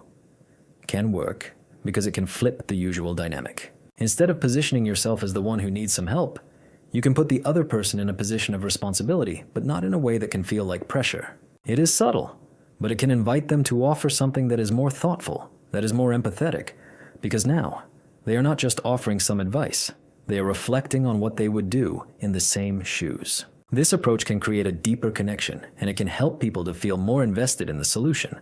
They can start to think from a more personal place, and their answers can tend to be more authentic. This is why it is so effective in our negotiations, in our customer service, and even in our leadership. When you can ask this question, you can show a sense of respect for the other person's perspective.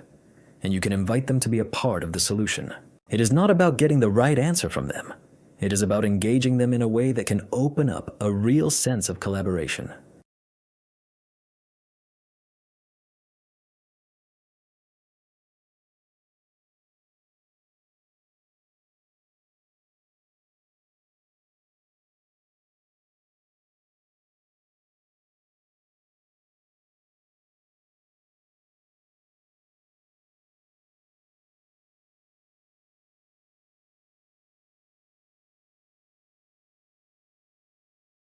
I say, most people don't know this. You are sitting at a casual dinner with a few colleagues and the conversation is flowing. Someone will mention a topic that you know a lot about. But instead of jumping in with your expertise right away, you will lean forward slightly and you will say, most people don't know this. But everyone around the table will immediately shift their attention. It is not just what you are about to say. It is the way that you have set it up. They will feel like they are about to hear something that is exclusive, something that others might not be aware of. The room will quiet down as you share the insight, and you can sense their genuine interest. The phrase, most people don't know this, can work because it can trigger our curiosity. It can prime the brain to expect something that is valuable or surprising. People are wired to pay attention when they think that they are about to learn something that is hidden or exclusive. The brain can react by focusing on the speaker, by creating a sense of importance around the information that is being shared. This tactic can work in many situations. In our sales, for example, to use the phrase can subtly elevate a product by making it feel rare or special. In our presentations, this can capture our attention and can make the audience eager to hear what is coming next. Even in our everyday conversations, this can spark our interest and can encourage our engagement. By simply adding that phrase, you have raised the stakes of the conversation, without any exaggeration. You have made the moment feel more significant and people are naturally drawn in. This is not about tricking anyone. It is about tapping into a natural desire to uncover something that is new and meaningful. The next time you want to capture someone's attention or to make your words stand out, you can try to add that simple phrase. This can make even the smallest of details feel like they are worth paying attention to. I lower the volume to command the silence. The world will rarely slow down on its own, but there are some subtle ways to coax it into a calmer rhythm. You're in the back seat of a cab. The city lights are sliding past the fogged windows. Up front, the driver is chatting loudly into his phone. The music is crackling over the radio. Beside you, your friend will lean forward and will ask the driver a question. Their voice is gentle, a notch softer than the surrounding noise. At first, nothing will change. But gradually, the driver's voice will dip, the music volume will lower, and the chaotic energy will smooth out into a quiet harmony. The subtle shift can draw everyone into an unspoken agreement of calm. To speak softly amidst the noise is an intuitive cue that can nudge others toward a sense of quietness. When someone will lower their voice, the listeners will naturally lean in by unconsciously matching this calmer tone. This can signal a sense of respect, of intimacy, and of confidence, by inviting others to mirror the behavior without them realizing it. Therapists will often lower their voice to soothe some tension. Negotiators will quietly command their rooms, and parents will instinctively soften their tone to calm their children. To lower your volume can bypass any confrontation. This can gently lead others into the quiet without any resistance. The quieter voice can naturally assume a sense of control, not by overpowering, but by guiding our attention inward, by drawing the room closer and clearer. Our loudness may demand our notice, but our softness can inspire our genuine listening and our thoughtful response. In situations of escalating noise or tension, to let your voice slip quietly beneath the surface is often enough to reset the tone. This is not dominance. It is just a subtle invitation toward a shared sense of calm. I ask for help like a teammate. To ask is not always easy. It can carry a sense of uncertainty, of vulnerability, even of hesitation.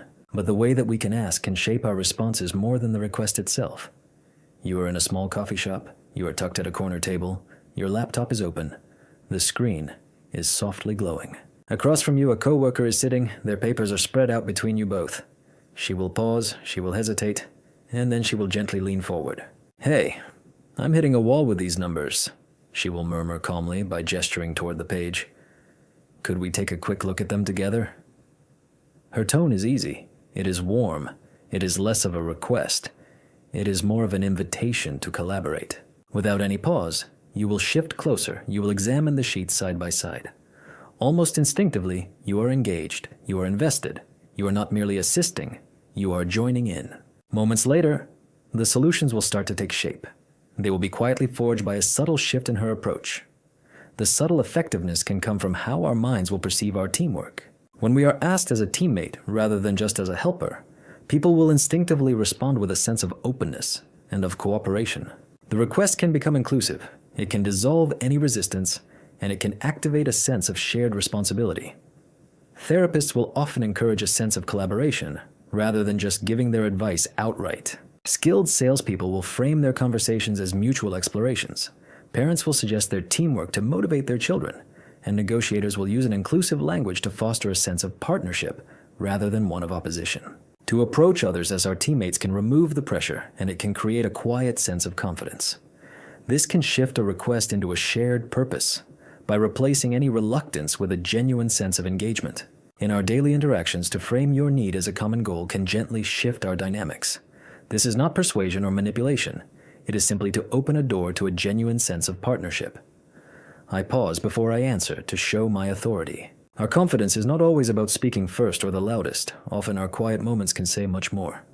You are seated near the window of a cafe. The sunlight is softened through the clouds. Nearby, two colleagues are discussing a sensitive issue. One will ask the other a tough question. They will expect an immediate clarification. Instead, the woman will take a slow sip of her coffee. She will calmly set her cup down. There is a brief, easy silence, just enough to shift the rhythm. Then, she will respond, clearly and deliberately. Her words are careful, they are thoughtful, they are assured.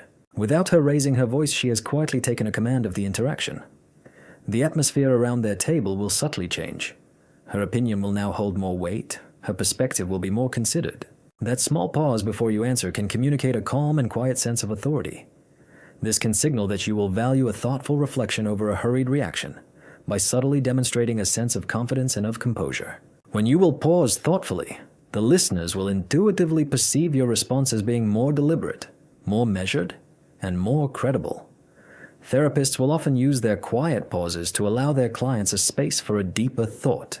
Negotiators will lean on their silence to underscore their sincerity. Parents will pause to reinforce their authority without any confrontation, and skilled salespeople will give a breathing room after their questions by allowing a sense of trust and of respect to form naturally.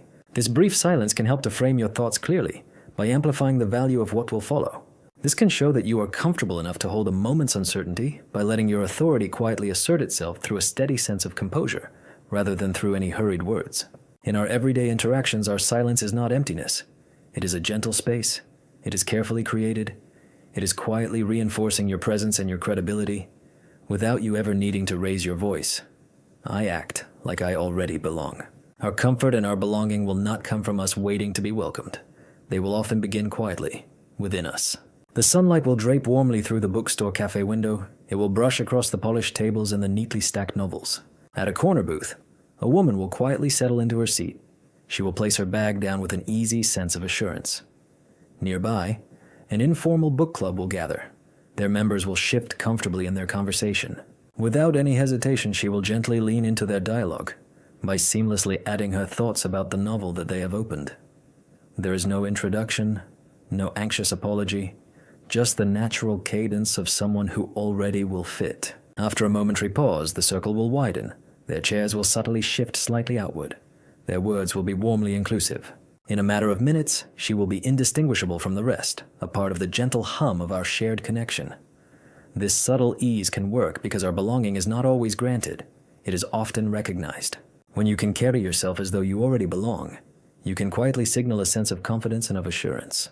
People will instinctively respond to this calm, accepting presence by sensing an absence of any hesitation or of any uncertainty. This is why skilled negotiators will speak with a quiet sense of authority, why therapists will foster their connections through a genuine sense of comfort, and why the best salespeople will naturally merge into their conversations. Even our parents, when they are joining their children in their play, rather than interrupting it, will find some smoother pathways to a deeper sense of relationship. By quietly acting as if you already belong, you can dissolve any invisible barriers.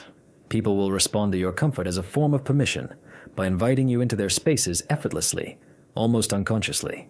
Our belonging is not loud or forceful. It is the gentle, intuitive choice to step softly into our new moments, by understanding that our acceptance will not always need any formal invitations. It can simply follow our ease and our quiet confidence. I make eye contact for just 1 second longer. Our trust is not built by our words alone. Often it will quietly form in the moments that are between them. You are standing at a grocery checkout late in the evening. The items are gliding forward rhythmically on the conveyor as the cashier is mechanically scanning each product. When it is your turn, you will quietly greet her. As she is finishing her scanning, you will ask her how her shift has been by holding her gaze softly for just a second longer than what is usual. Her eyes will hesitate briefly in a moment of surprise. They will linger thoughtfully. In that extra heartbeat of our eye contact, her tiredness will subtly shift into a sense of warmth by breaking the routine of a mechanical politeness. A gentle sense of openness will emerge between you, an authentic moment of a human connection. It will be quietly forged by one extended glance. To extend our eye contact by even a single moment can invite a sense of trust because it can signal a genuine sense of interest and of openness. Instinctively, people will sense our sincerity when our eyes will hold theirs for slightly longer than what is expected.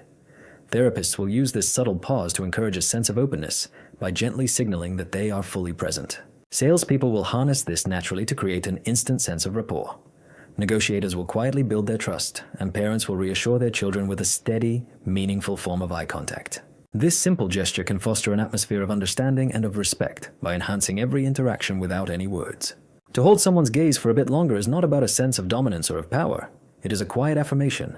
It is gently communicating a sense of respect and of genuine care. It is an instinctive cue. It is recognized universally. It is a small yet profound signal that you are fully present, that you are truly listening, that you are deeply connected. Our real communication will often lie in our silent spaces, rather than in our spoken sentences. To allow our eye contact to linger softly can bridge our distances that our words alone will not be able to. This can quietly transform our ordinary moments into our genuine connections.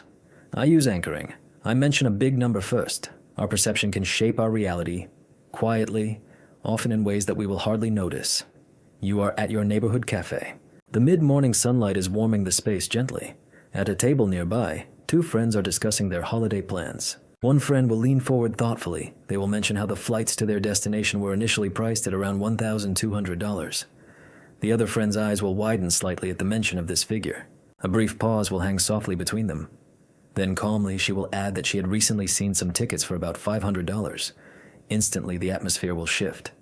A sense of relief and of interest will spread visibly across her friend's face. Without any pressure, the conversation will ease comfortably toward planning the trip. The second number will now feel surprisingly reasonable. This subtle technique can work naturally because our minds will anchor onto the initial information that we will hear by using it as a reference point. To mention a larger number first can gently shape our expectations by allowing the smaller figures that will follow to feel significantly more appealing. Therapists will gently introduce their difficult concepts before their simpler ones by guiding their clients into their comfort zones. Salespeople will frame their initial high prices to highlight their subsequent discounts. Negotiators will reference their ambitious demands to make their realistic offers seem more attractive. And parents will occasionally mention their bigger tasks before their smaller requests by softening any resistance from their children. Anchoring is not manipulation. It is to quietly guide our perception toward a sense of comfort and of agreement. By starting with a higher number, you can effortlessly recalibrate our expectations by fostering a sense of openness without any conflict. Our choices will often flow from our quiet, unnoticed moments. To introduce our ideas gently, with a strategic sense of subtlety, can transform our resistance into our ease by softly steering our interactions toward a mutual sense of understanding, without any force or any friction. I sit on the edge of my seat to signal my engagement. In the late afternoon, the sunlight will fill the small waiting area at the neighborhood bus stop. Nearby, two friends are sitting. They are talking softly. Their conversation is blending gently into the sounds of the traffic. At first, they are both leaning back casually. Their voices are low and relaxed. Then, one friend will shift subtly forward. Their elbows will be gently resting on their knees. They will be leaning in slightly. Almost immediately, the other friend will respond instinctively by mirroring their posture and their tone. Their voices will be lower. The conversation will become quietly energized. Each word will be met with a greater sense of attention. Each thought will be absorbed a little bit deeper. Without them saying a word about it, her subtle movement has silently conveyed a sense of genuine care and of interest by drawing her companion into a deeper sense of engagement. This quiet shift to the seat's edge can work naturally because our minds will instinctively interpret our subtle posture changes as signals of an authentic sense of interest. To lean slightly forward can indicate a sense of openness and of active participation. We can sense intuitively when someone will care enough to physically move closer. This is why therapists will often lean gently forward during their sessions by quietly encouraging a sense of openness. Salespeople will subtly shift toward their customers by signaling a genuine sense of interest. Parents will intuitively lean toward their children to comfort and to connect, and negotiators will use this posture to silently communicate a sincere sense of attention and of respect. To sit closer to the edge is not merely a physical movement, it is a quiet signal that you are fully present and that you are genuinely engaged. This can transform our interactions subtly by fostering an unspoken sense of trust, of connection, and of mutual attentiveness. Our body language can softly reshape a moment without any words by gently creating an environment of a true sense of presence and of a deeper human connection. I count to 3 before I respond to an emotion. Our emotions will flow quickly, often faster than our thoughts can comfortably follow. But sometimes, our clarity will live within the pause that is between our feeling and our speaking. You are in line at your local grocery store checkout. The soft hum of the scanners is providing a gentle rhythm. Ahead, a cashier has mistakenly scanned an item twice. The customer will notice this, and they will sharply snap at her. Their irritation will be rising quickly. Instead of immediately reacting, the cashier will pause silently. She will take a slow, calm breath. 3 quiet seconds will drift past, just long enough to allow the tension to loosen its grip. Then, she will softly apologize. Her voice will be steady and composed. She will be effortlessly guiding the moment from a state of agitation back to one of ease. The customer's shoulders will drop slightly, their irritation will be giving way to a sense of calm, the entire exchange will shift quietly toward a sense of understanding. To allow yourself 3 seconds before you respond to any heightened emotions can give the mind a space to gently regain its balance. This brief, intentional pause can prevent any hasty reactions, and it can diffuse any potential conflicts naturally. This is a simple, intuitive approach that our therapists will encourage in our emotional discussions. Our negotiators will rely on this to keep their dialogue productive. Our parents will instinctively use this to manage their children's outbursts calmly, and our skilled salespeople will employ this to patiently navigate their challenging interactions. That tiny delay is not about suppressing our feelings, but it is about gently creating a space for a thoughtful sense of clarity. This can quietly transform our volatile moments into our opportunities for a genuine sense of connection and of mutual respect. Often, the smallest of adjustments in our timing can quietly change the nature of our interactions.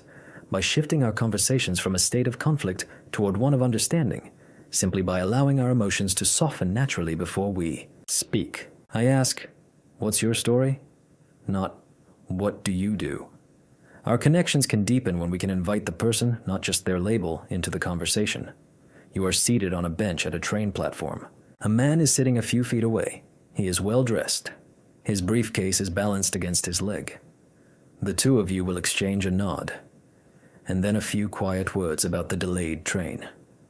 There is a natural pause. Then, you will ask, not too directly, not too casually, so, what's your story? He will look at you, he will be slightly surprised, but he will not be put off. After a moment, he will smile faintly and he will say, that's a big question, before he will slowly begin to speak.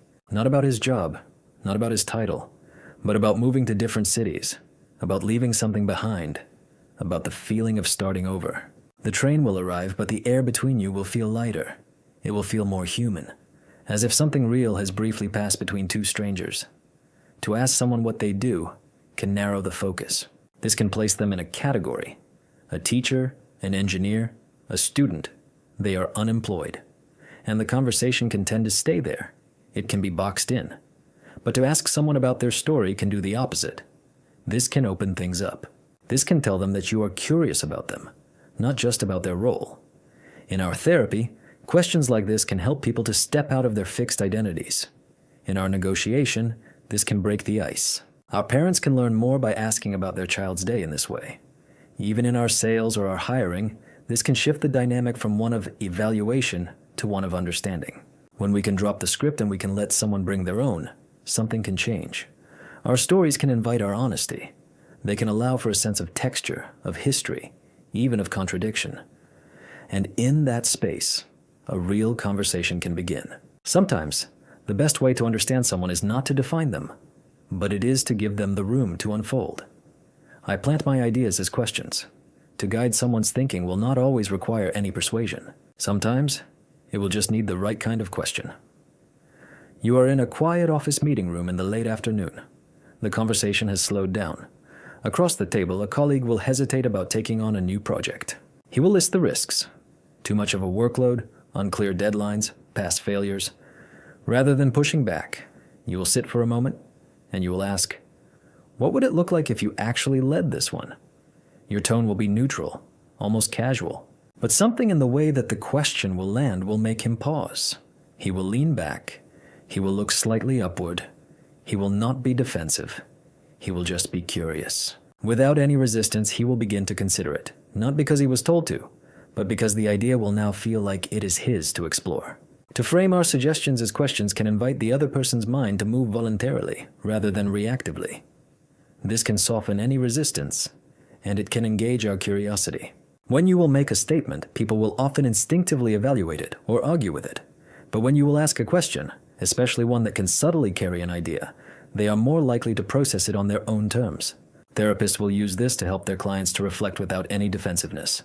In our negotiation, our questions can shift the tone from one of confrontation to one of exploration. Our parents can guide their choices more smoothly in this way. And in our sales, a well-placed question can be more convincing than any pitch. You are not forcing any agreement. You are simply offering a frame, a doorway, not a direction. And when the idea can feel like it has come from within, the mind is more likely to engage with it fully. That is the quiet strength of a question that has been shaped with a sense of care. I show a micro-vulnerability and then my strength. In a quiet office break room, two coworkers are sitting at the far end of a long table.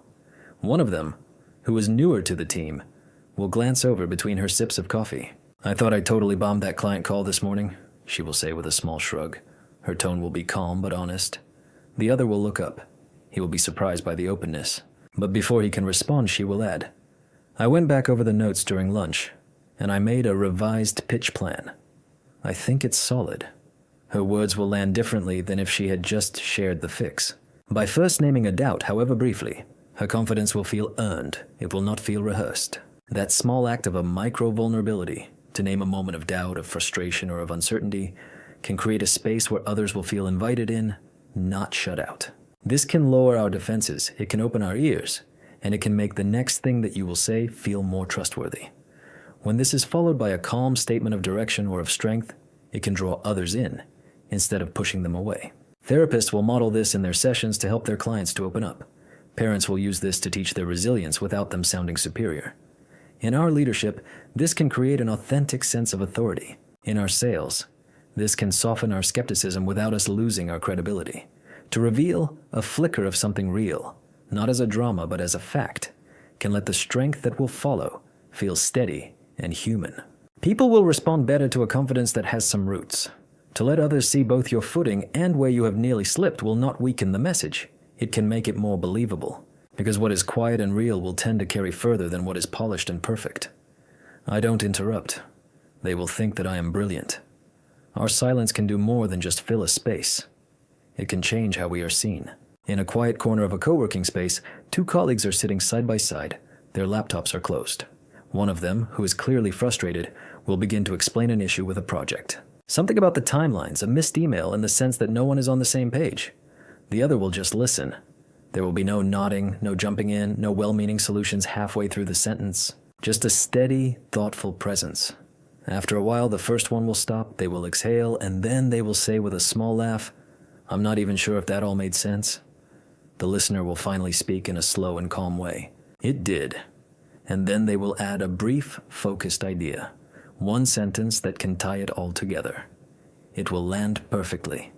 The moment will feel sharp. It will feel earned.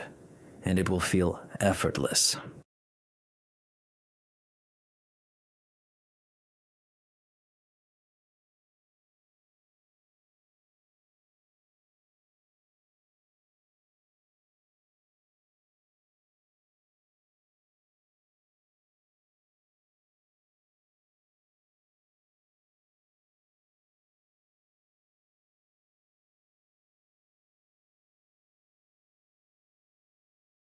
To hold back when someone is speaking, especially when you think that you already know what they will say, can create something that is rare, a sense of weight. When you can let them finish, their words can feel respected. And when you finally do speak, your voice can carry more clarity, more calm, and more impact. In our therapy, that kind of listening can create a sense of safety. In our negotiation, this can signal a sense of patience and of confidence. In our parenting, this can build a sense of trust. And in our sales or our team leadership, this can draw people in without any pressure. Not to interrupt is not about being passive. It is about being deliberate. This can frame you as being thoughtful, as being someone who will think before they will speak, as being someone who is paying real attention. You do not have to say much to sound smart. Sometimes it is the restraint, the quiet discipline, that can do the talking for you. I leave before it peaks. Our lasting impressions are not shaped by how long something will last. They are shaped by when it will end. You are sitting on a rooftop during a small get-together in the early evening. There is a warm breeze in the air. The laughter is circling the table. The drinks are clinking gently. And the energy can feel easy. It can feel natural. A story will land perfectly. Everyone will laugh in unison. The kind of moment that can feel effortless. You will glance around, you will take a breath, and you will quietly stand. "I've got an early morning," you will say with a smile as you are grabbing your jacket. There is a brief chorus of surprise, of a mild protest even, but it will fade quickly into some well wishes and some appreciation. As you leave, the feeling that you will carry with you will be full. It will not be stretched. That was enough. And for everyone else, the night will now end on its high note. Our minds will not average every moment. We will remember the emotional peak in the end. So, when we can leave at the right moment, we can frame the memory with a sense of energy and of clarity. In our therapy, this can help to close a session in a way that can stick. In our parenting, to end an activity before the boredom will hit can keep our kids asking for more. In our sales, to end a pitch just after the strongest point can keep our interest high. Even in our relationships, the timing of when to exit a moment can shape how we are remembered. To leave while things are still going well can take a sense of restraint, but it can let the moment live on. It can be unspoiled. You are not abandoning the experience. You are preserving its best version. This is not about controlling the story. It is about respecting its rhythm. To end things just before they will peak is not an avoidance. It is a quiet sense of precision that can let the best part echo for longer. I keep my hands visible at all times. Our trust will often begin before a word is even spoken. Sometimes with something as simple as where our hands are. You are seated across from someone at a small table in a shared workspace. It is your first time that you are collaborating, and the conversation is still finding its rhythm. As you speak, your hands will stay lightly rested on the table. They will be moving gently as you are explaining an idea. When they will speak, you will listen fully. Your hands will be open. They will still be visible. They will not be tucked under the table, or they will not be hidden in your lap. Gradually, the other person will relax. They will begin to mirror your calm. The pauses between you will start to feel easier. The mood will shift from being formal to being familiar. Nothing big has changed, but something has settled. We are wired to scan for our safety cues, especially in our early interactions. Our visible hands can signal a sense of openness, of honesty, and a lack of any threat. They can keep the conversation grounded in something that is nonverbal but is deeply human. Therapists will consciously keep their hands where their clients can see them. Our sales professionals will avoid crossing their arms or pocketing their hands during their pitches. In our parenting, to keep our gestures open can help our children to stay calm and attentive. Even in our high-stakes negotiation, our hands on the table can do more than a well-crafted argument. This is not about any exaggerated movements or any forced gestures. It is just about letting your presence feel fully available. When your hands are in your sight, your intentions can feel easier to read. And when people can read you, they will trust you more. Sometimes, the smallest of our cues can do the heaviest of our lifting. To keep your hands visible will not just shape how others will see you, it can shape how safe they will feel being seen. I use open gestures to invite a sense of openness. Our conversations can open up more easily when nothing in our body will say that it is closed. It is in the late afternoon in a library's quiet common area. Two students are sitting across from each other at a shared table. Their papers are spread out loosely between them. One of them will lean back slightly, their arms will be relaxed at their sides, their palms will be occasionally gesturing outward as they will speak. Their voice is calm, but it is the way that they will carry themselves. They will be unfolded, they will be unguarded, that can keep the space between them feeling light. The other student, who was initially a bit reserved, will begin to lean in. Their voice will warm up, Their questions will come more freely, and something will shift. The dialogue will feel easier now. It will be less like an effort. It will be more like an exchange. Our open gestures, those small visible movements that can avoid us crossing our arms or us turning inward, can quietly invite a sense of trust. When we can physically signal that we are not guarding ourselves, others will feel safer to step forward. In our therapy, our counselors will use a gentle, open posture to create a climate where their clients can feel safe to speak. In our negotiations, a calm, open gesture at just the right moment can diffuse any tension without a word.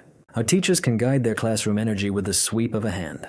Our parents can soften any resistance simply by adjusting the way that they will sit or they will reach. The mind will watch the body, and it will watch other bodies too. We can take our subtle cues from our posture, from our hand placement, from the direction of a glance. When those signals will say, "I'm not closed," this can allow the other person to stop bracing and to start to participate.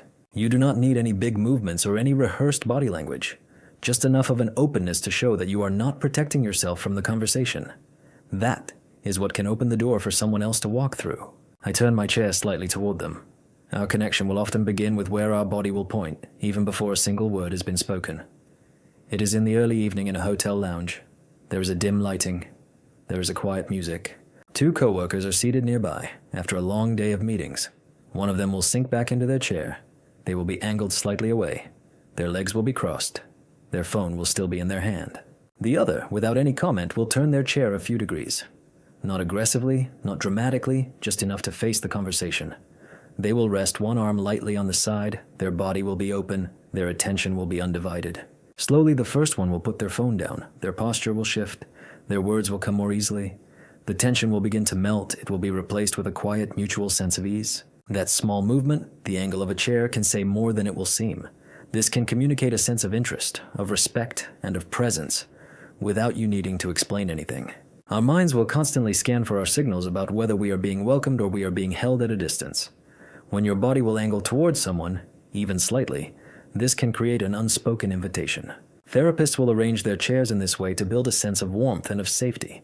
Negotiators will use this positioning to reduce any friction without them saying a word.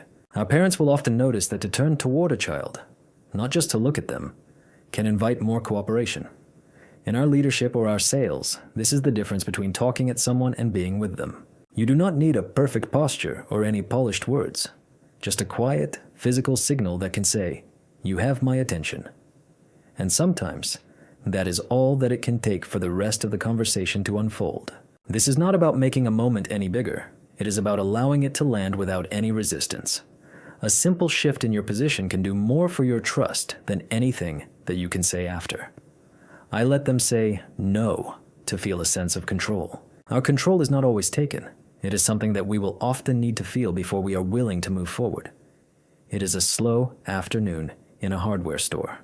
A young man is standing near the checkout. He is scanning a list on his phone. An older employee will walk over. They will be polite, but not intrusive. "You probably don't need any help, do you?" he will say with a small smile as he is nodding at the list. The younger man will laugh quietly. "No, I'm good." Then, he will glance at the shelves. He will hesitate, and he will add, "Actually, where's the cork?" The exchange is casual. It is unforced. The invitation to decline did not shut the door. It has opened it. To give someone the room to say no can often make them more willing to say yes. This can restore their sense of choice, even if the outcome does not change. When people will feel pressured, even gently, they will instinctively resist. They will pull back just to preserve their agency. But when you can offer a clear way out, you can let them feel safe. Our parents will use this when they are asking for some cooperation. "Do you want to clean your room now, or do you want to do it in 10 minutes? Our salespeople will frame their requests as being optional. "Would it be crazy to take a look at this today?" Our therapists will open their conversations with, "Tell me if this doesn't feel right." In all of these cases, to say no first can allow the other person to re-engage on their own terms. This is not about manipulation. It is about letting someone protect their space so that they can choose to open it. Sometimes, our influence will not come from us pushing forward. It will come from us stepping back, just enough for the other person to feel like they are still steering. That shift in our tone is often all that it will take. You probably already know this. Our validation can be more persuasive than our instruction. especially when it can feel like you are offering a reminder, not a correction. In the late afternoon, the fluorescent lights are humming in a quiet office conference room. Two coworkers are sitting across from each other. They are reviewing a draft. One of them will pause. They will notice a part that can feel off. Instead of launching into a fix, she will say gently, "You probably already know this, but this section could land a little bit smoother." The tone is soft, it is low pressure. Her colleague will nod. They will not be defensive. They will just be thoughtful. "Yeah, I was thinking the same thing," he will say. And he will start to make some notes. There is no resistance, just an agreement. Because it did not feel like a critique. It felt like a collaboration. That phrase, "You probably already know this," can work. Because it can preserve our ego while it is gently inviting a change. This can give the other person some credit before you are offering your input by lowering their defenses. When people will feel respected, they are more likely to consider your perspective. In our therapy, this language is used to ease someone into a difficult truth. In our parenting, this can avoid any pushback. In our sales, this can allow our new information to land without it sounding like a correction. In our negotiation, this can frame our ideas without it creating any conflict. And in our leadership, this can soften our feedback into something that is easier to receive. You're not talking down. You are leveling with them. The message will still get across, but it will arrive with a sense of dignity that is attached. Often, it is not what you will say. It is how gently you will place it in their hands. To lead with a sense of respect can turn our advice into our affirmation, and that is when people are the most open to hearing what will come next. I ask them to teach me something. Everyone will want to feel valued. But the easiest way to give that feeling is often overlooked. In a quiet copy room at the end of the hallway, two coworkers are standing by the printer. They are waiting. One will glance at the machine, and they will mutter something about it always jamming on the third tray. The other will look over. They will be curious. "You seem to actually know how this thing works," he will say. "Can you show me what to do if it gets stuck?" There is no sarcasm, no flattery, just a sincere question.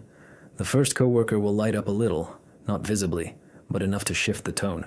He will step in with a quiet sense of confidence. He will walk them through the process. What has begun as a dull wait will become a moment of an informal connection, not because they have had a deep conversation, but because one has asked the other to share what they have known. To ask someone to teach you something, even something small, can give them a subtle sense of importance. This can tell them that you are listening, that their knowledge can matter.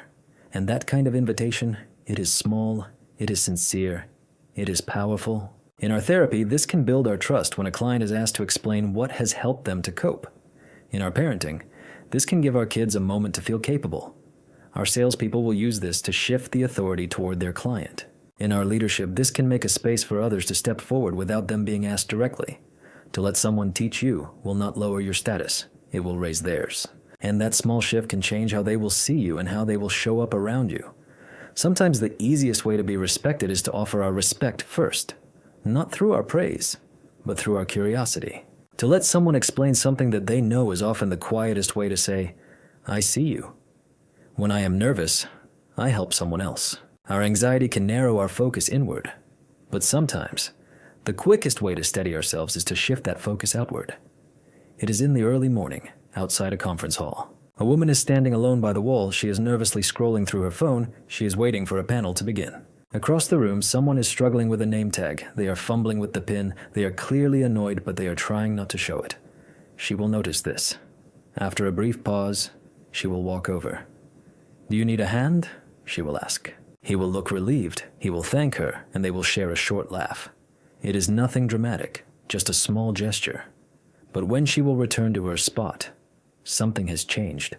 Her hands are steadier. Her breath will feel easier. The tension has not vanished, but it is no longer in charge. Our nervousness can make the world shrink around us. Our attention will turn inward. Our heart rate, our thoughts, our self-judgment.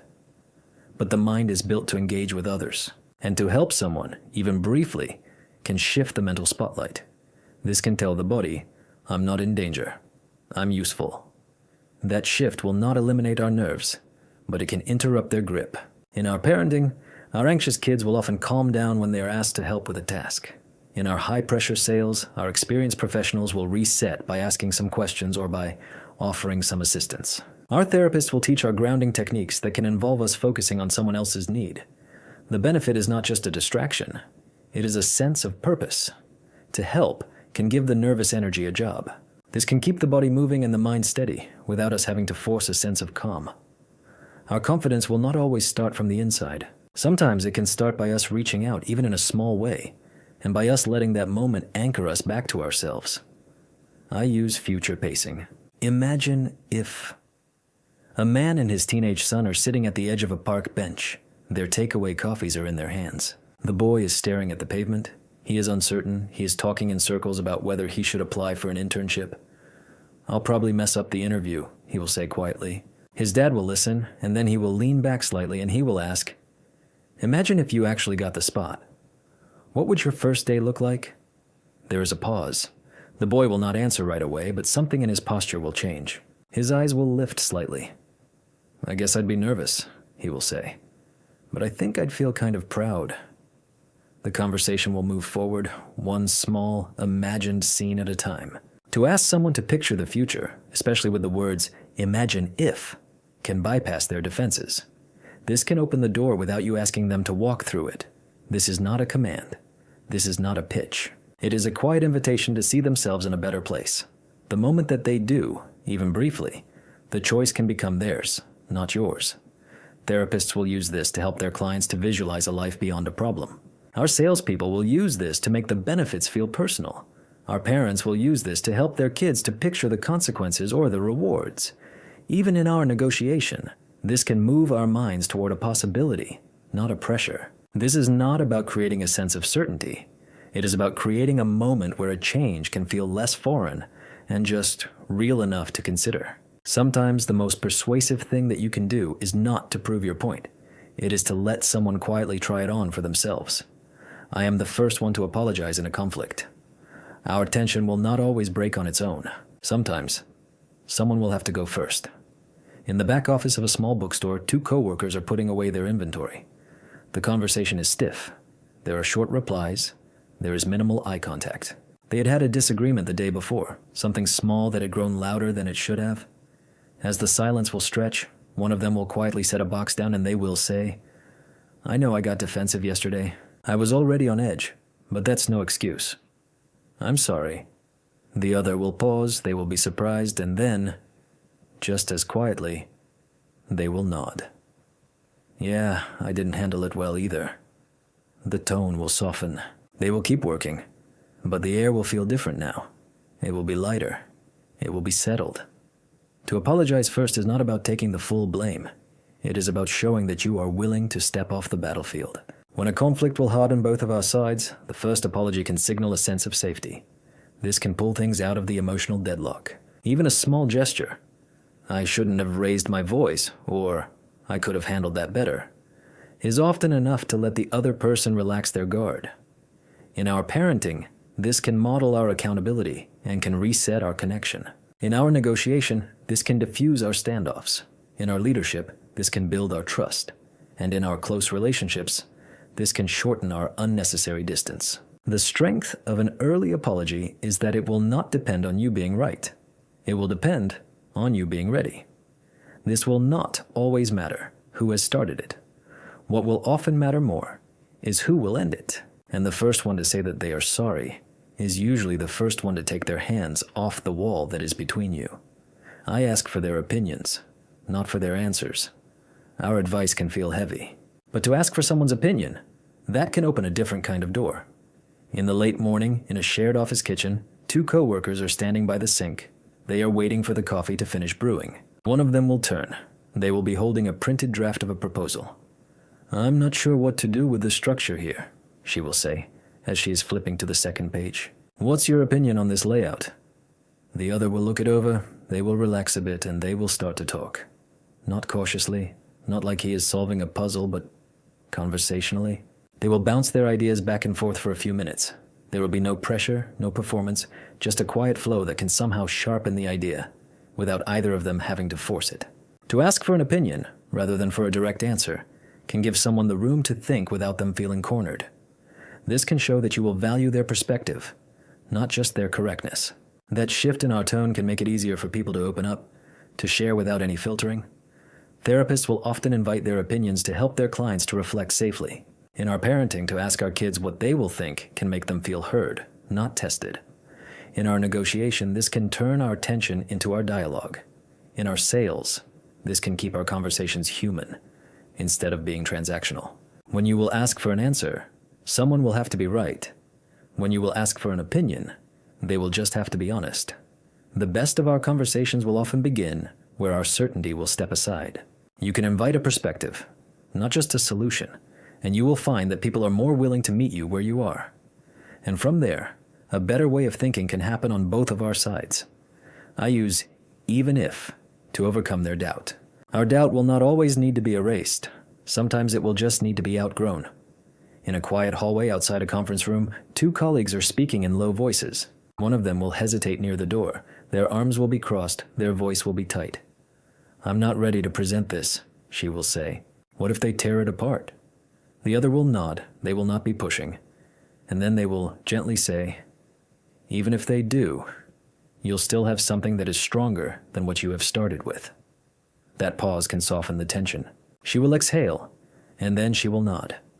It is not that the fear has disappeared. It is that it has lost its grip. Our doubt can work like a trapdoor. Once we will imagine something that is going wrong, we will fall into trying to avoid it completely. But when you will add the phrase, "even if," you can shift the frame. You're not pretending that a failure is not possible. You are shrinking its power. This can tell the mind, yes, that might happen, but we'll still move forward. In our therapy, this can help to reframe our fear without us denying it. In our sales, this can quiet our objections. Even if you only use it once a week, it will still save you some time. In our parenting, this can reassure our kids without it invalidating their concerns. And in our leadership, this can build our calm under our pressure. Even if the rollout will stumble, we've got our support that is lined up. Our skepticism can fade when it can feel safe to exist without it being in charge. Even if we'll not argue with our doubt, it can calmly make a room for it, and then it can step past it. Sometimes, our reassurance will not come from us denying what could go wrong. It will come from us remembering that we are still okay if it will. I act like I have forgotten that they are famous. Our fame can create a sense of distance, but it will not take much to bring things back to an eye level. It is in a quiet airport lounge in the early morning. A man is sitting alone with a book, his hoodie is up, his baseball cap is low. He is recognizable, but he is not being approached. Across from him, a middle-aged woman will set down her tea, and she will glance over. "Do you mind if I sit here?" she will ask plainly. He will nod. A few minutes will pass, and then she will lean forward slightly. "Is that book any good?" He will pause, he will look up, he will smile a little. "Yeah, actually." The conversation will drift into our authors, our long flights, our bad coffee. Not once will she mention his name, his career, or anything that is outside of the moment. When she will leave, he will tell her, "Thanks." That was the most normal conversation that I've had in a while. When someone is used to being treated differently, the most disarming thing that you can do is not to join in. To ignore the pedestal can give them the room to step off it. This does not mean that you have to be rude or dismissive. It means that you can speak to the person, not to the spotlight. In our sales, this can diffuse our pressure. In our interviews, this can build our rapport. In our negotiations, this can bring our authority figures into a shared space. Even in our parenting, to treat our older kids like they are real collaborators, rather than like they are performers or students, can create a mutual sense of respect. People will relax when they are no longer performing. And the fastest way to get someone to drop the act is to stop clapping. To treat someone like they are just another person in the room will not diminish them. It will dignify the interaction. And in most cases, that is what they were hoping for anyway. I mention a mutual interest, not a person. Not every connection will start with who you know. Often it will start with what you will care about. In a corporate elevator, two people are standing in silence. One is clutching a notebook, the other is scrolling through their phone. They have passed each other in the hallway before, but they have never spoken. As the elevator doors will close, the one with the notebook will glance over and they will say, "Is that the new season of that finance podcast? I've been meaning to catch up." The person with the phone will look up, they will be surprised, and then they will nod. "Yeah, it's actually pretty good. They did a whole segment on behavioral investing this week." The tone will shift. The silence will fill with something that is warmer. There will be no awkward introductions, no reaching for our shared acquaintances, just an idea that they both will recognize. To mention a shared interest, not a mutual contact, can create an equal starting point. This will not rely on our social networks or our circles of influence. This will lean on our curiosity, on our value. This can give the other person something to respond to that is not filtered through our status or our relationships. In our sales, this can let you skip the name dropping and can build our trust through our relevance.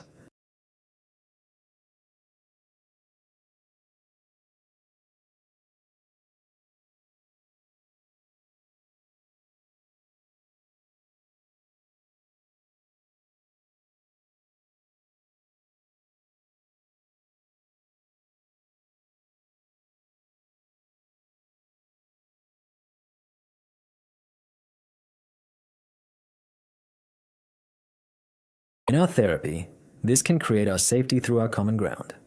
In our parenting, to focus on a shared project will often work better than to invoke our authority. In our leadership, this can invite our collaboration rather than our hierarchy. When you will lead with, "I know them," this can come off as a form of leverage. But when you will lead with, "I like this," you can offer something that is lighter, an invitation, not a calculation. That one point of a mutual interest, even if it is small, can turn the moment from being distant to being real. Because the fastest way to connect is not through someone else. It is by us meeting right where we both already are. I laugh slightly before my joke. Our humor will not always land because of what we will say. It will land because of how gently we will set it down. At a late lunch in a nearly empty cafe, two co-workers are sitting across from each other. They are picking at their salads between their meetings. The conversation is slow. It is slightly tense. It is still recovering from a disagreement that they had had earlier in the week. One of them, who is stirring a bit of dressing with her fork, will say with a half smile and a short breath of laughter, "I think this place uses sarcasm instead of salt." The other will look up, they will pause, and then they will laugh genuinely. This time, the energy between them will soften, not because the joke was brilliant, but because it felt safe. The laugh came before the punchline, and that has changed everything. A slight laugh before a joke will not just signal our humor, it can signal our intention. This can give people the permission to laugh with you, rather than them having to risk a misunderstanding. The pre-laugh can make the moment warmer. It can be more collaborative. This can tell the listener, this is meant to be taken lightly. Our parents will use this instinctively when they are trying to reset some tension. In our therapy, our humor is often introduced gently like this to ease into our difficult topics. In our sales or our leadership, a soft form of laughter can relax a room without it losing its professionalism. Even in a first date or a casual setting, that little breath of our amusement can help our jokes to feel shared, not risky. You are not laughing at your own joke. You are giving it a soft landing. You are building the laugh together. Our humor is not just our delivery. It is an invitation. And a small laugh before the line can quietly tell someone that it is okay to smile now. I let the silence sit for just 1 second too long. Our stillness can speak louder than any response if we can let it last for just a moment longer than what can feel comfortable. In a small meeting room with a window that is cracked open to the late morning traffic, two people are sitting across from each other. One has just finished explaining a mistake, something that was small but was avoidable. The other will listen and then they will say nothing. Not right away, they will just hold their eye contact for a breath longer than what is expected. The silence will linger. The speaker will shift slightly in their chair and then, unprompted, they will add more. What had happened before, what they would have done differently, and how they will fix it. The conversation will continue with a sense of clarity, not because of any pressure, just because a space was left open for the truth to arrive. To let our silence sit for a second too long will not create any awkwardness. It can create a sense of gravity. The mind will fill our space. And when you can give someone the floor without you rushing to fill it, they will often keep talking. Not because you will ask them to, but because something in that pause can invite more. Therapists will use this to help people to go deeper. Skilled negotiators will let their silence draw out their concessions. Our parents will hold it to guide a sense of reflection. In our interviews, our silence can encourage our honesty. In our conflict, this can often soften our tension more than our quick replies ever could. That pause can tell the other person, "I'm not in a rush. I'm not moving past this. I'm here with you. You can keep going." We are often taught to respond quickly, to manage the silence. But when you can trust it, just for a moment longer, you can give the other person a space to unfold. And in that extra second, things that you did not expect are often quietly revealed. I use their words in my reply. Our understanding will often start by us showing that we have heard. Not just that we have listened, but that we have heard. In a shared workspace, two colleagues will pause near the window during a break. One of them, who is frustrated, will say, "I just feel like no one's really backing the idea. It's like I'm presenting in a vacuum." The other will nod, and then they will reply, "So, it's the vacuum part that's hitting the hardest, not just a disagreement, but a silence." The first one will look up. They will be slightly surprised. "Yeah, exactly." The tone will shift. They are not just venting anymore. They are unpacking something together. To repeat someone's own words in your reply, even just a few of them, can have a grounding effect. This can reassure the other person that you are not just waiting to talk. You are tracking their meaning, step by step. This can create a small emotional mirror. In our therapy, this can build our trust quickly. In our parenting, to echo a child's phrase can calm our tension and can help them to feel seen. In our sales, to reflect our language back to our client can confirm our understanding. In our negotiations, this can slow things down and can diffuse any pushback. This is not about any flattery or any mimicry. It is about a sense of recognition. We all will speak in our own rhythm. And when someone will echo a part of that rhythm back, the conversation can become easier to trust. This will not take much, just a sentence that can hand their words back to them. It will be shaped with a sense of care. That is often enough to make someone feel like the conversation is theirs too. And when they will feel that, they will start to say what really can matter. I never break my eye contact while I am listening. Our presence is not always shown by what we will say. Often it is revealed by what we will not look away from. In a quiet office just after our hours, a junior employee will linger at the doorway. Her manager, who is still packing up, will invite her to sit. She will hesitate, and then she will begin to speak, carefully, cautiously, about something that has been bothering her. The tone is quiet, the words are uncertain. But the manager will not interrupt. He will not glance at his phone or at the clock or at the bag that he is still halfway zipped. He will just watch her speak, attentively. His eyes will be steady. There will be nothing forceful, just his full presence. By the time that she will finish, her voice will be clearer. She will look relieved. Not because the problem has been solved, but because she did not feel alone while she was saying it.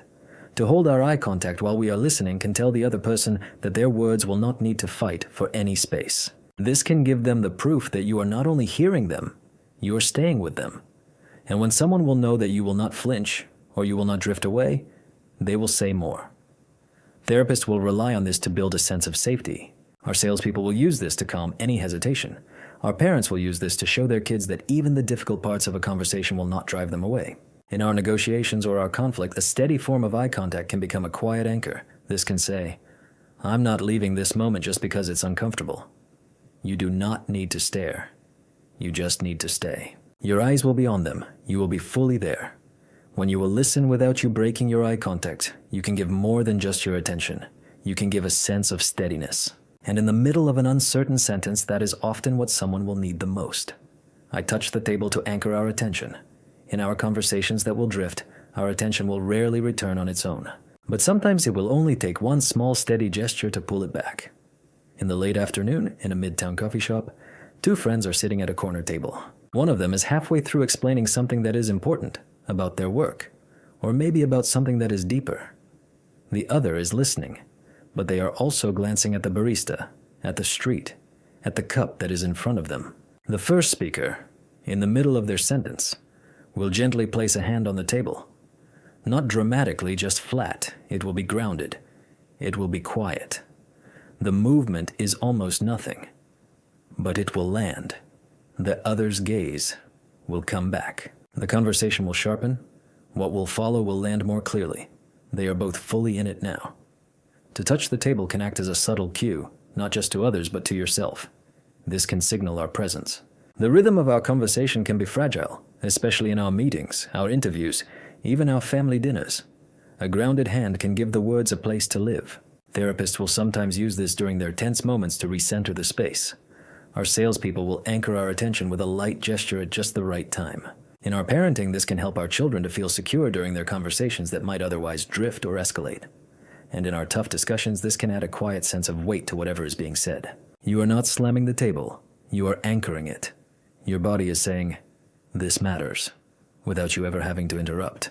Our words can get heard more clearly when our body can stay still with a sense of purpose, and a calm hand that is resting on the surface between you can quietly tell the room, "Come back to this." I ask, "What made you say that?" Some of our comments can feel sharp, but it is not always clear where they are coming from until we will ask. Inside a small office late in the day, two co-workers are finishing up a conversation that has taken an odd turn. One of them, out of nowhere, will say, "I just think that our leadership's kind of checked out lately."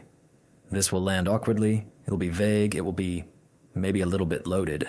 The other will pause, but instead of pushing back or changing the subject, they will ask quietly, "What made you say that?" There will be no judgment, no sarcasm, just a sense of curiosity. There's a short silence. Then, slowly, the first person will lean in and they will say, "It's just that I sent that proposal last week, and nobody even responded. It felt like it didn't matter." Now the conversation will shift. The tension will drop. What has sounded like a form of criticism was actually a form of disappointment. And now, there is a space to talk about it without any defense. To ask, "What made you say that?" can work because it can gently redirect the energy. Instead of you reacting to the comment, you can lean into its source. This can invite an explanation without any confrontation. In our therapy, this is a way to open up our deeper feelings. In our parenting, this can help to decode what a child is really trying to express. In our sales or our negotiation, this can reveal our underlying objections without it escalating the moment. This will not accuse or correct. It will listen without it retreating. You are not asking them to justify themselves. You are asking where their words have come from. And when people will feel heard at that level, they will often clarify on their own. Some of our remarks are not meant to land hard. They will just fall out. They will be clumsy. And a simple question, it will be asked softly, that can catch them before they will do any real damage. I mirror their energy, and then I lead it. To pace a conversation is not about a sense of control. It is about a sense of rhythm, both yours and theirs. In the back corner of a small bookstore cafe, a manager and a team member are sitting down after a long shift. The younger employee is visibly frustrated. Their shoulders are tense, their tone is sharp, their words are fast. It's just that nobody will listen. I will talk, and it's like, I'm not even there. The manager will not interrupt or they will not try to fix it. Instead, he will lean in slightly. He will match the pace. "That sounds exhausting," he will say. His voice will be just as low, just as direct. The employee will nod, they will still be tight, but they will soften, just a touch. A few more exchanges will follow, the energy will be slowly shifting until the manager, who is now a bit calmer, will slow down his voice and he will say, "Can we look at one part of that together?" The employee's breathing will even out. They will nod again, this time with more ease. To meet someone in their energy, whether it is their anxiety, their frustration, or their excitement, can help them to feel understood. When people are upset, our calm advice can feel like a sense of distance. But if you can reflect their pace and their tone, even briefly, this can send a clear signal. I'm with you in this. And once that is felt, you can begin to slow things down together. Therapists will rely on this pacing to gain our trust before they will guide us forward. In our parenting, this can help to soothe our kids when they are in a meltdown without any force. In our negotiation, this can bring our emotional clients into a clearer headspace space. In our leadership, this can diffuse our stress by first acknowledging it. You do not have to stay in their energy, you just have to visit it for long enough to lead them out. Sometimes the fastest way to move a moment forward is to stop pulling and to start to walk next to it. And then, when the pace is right, you can take the lead. I smile with my eyes. Our warmth is read faster than our words. And sometimes, the whole conversation will change before it has even begun. At a pharmacy counter, a young woman will walk up to the register. She will be clearly overwhelmed. She is holding a prescription slip and an overstuffed bag. She is trying to juggle both while she is speaking into her phone. The employee who is behind the counter will wait, without them rushing her. And when she will finally look up, she will be flustered and half apologetic, and he will meet her with a soft, steady smile. Not just at his mouth, but through his eyes. His face will not push any cheer. It will simply show a sense of patience, a sense of reassurance that she is not a problem to be solved or a delay to be managed. Her shoulders will drop, just slightly. She will end the call. She will quietly say, "Thank you," and things will move forward more gently from there. A smile that will only show in the mouth can feel like a performance. One that will reach the eyes can feel like a sense of presence. People will pick up on that difference instantly. This is not about exaggerating our joy or about forcing our friendliness. It is about signaling our safety. The eyes, when they are soft, can show that the person who is behind them is paying attention in a kind, human way. In our therapy, this is how our trust can begin, before the first word. In our parenting, this can reassure without us needing to explain. In our customer service and our sales, this can quiet the room. And in our everyday moments, when someone is tense, they are embarrassed, or they are unsure, this can change the whole tone of the interaction. You do not need a big smile. You just need a real one. And a real one will always show up in the eyes. Sometimes, what can calm a person is not what you will say. It is the simple way that you can show them that you are not in a hurry to judge. You are just here. And for a lot of people, that is more than enough. I end with a compliment, always. Our final moments will often carry more weight than we will think. What we will say last is what will tend to linger.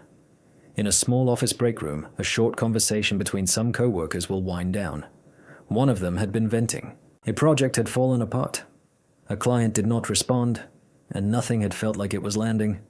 The other had offered a few suggestions, they had asked some thoughtful questions, and they had mostly just listened. As the first one will get up to leave, they will pause in the doorway. The listener will add gently, "By the way, I meant to say, your last presentation. It's still being talked about. You really set the tone for the quarter." The room will soften. The air will clear, just a little. The rest of the day will go better, even if nothing else will change. To end with a compliment will not mean that you have to ignore any problems. It will mean that you can choose what will get remembered. In any interaction, especially the ones that are hard, they are awkward, or they are emotionally loaded, the final note will stick.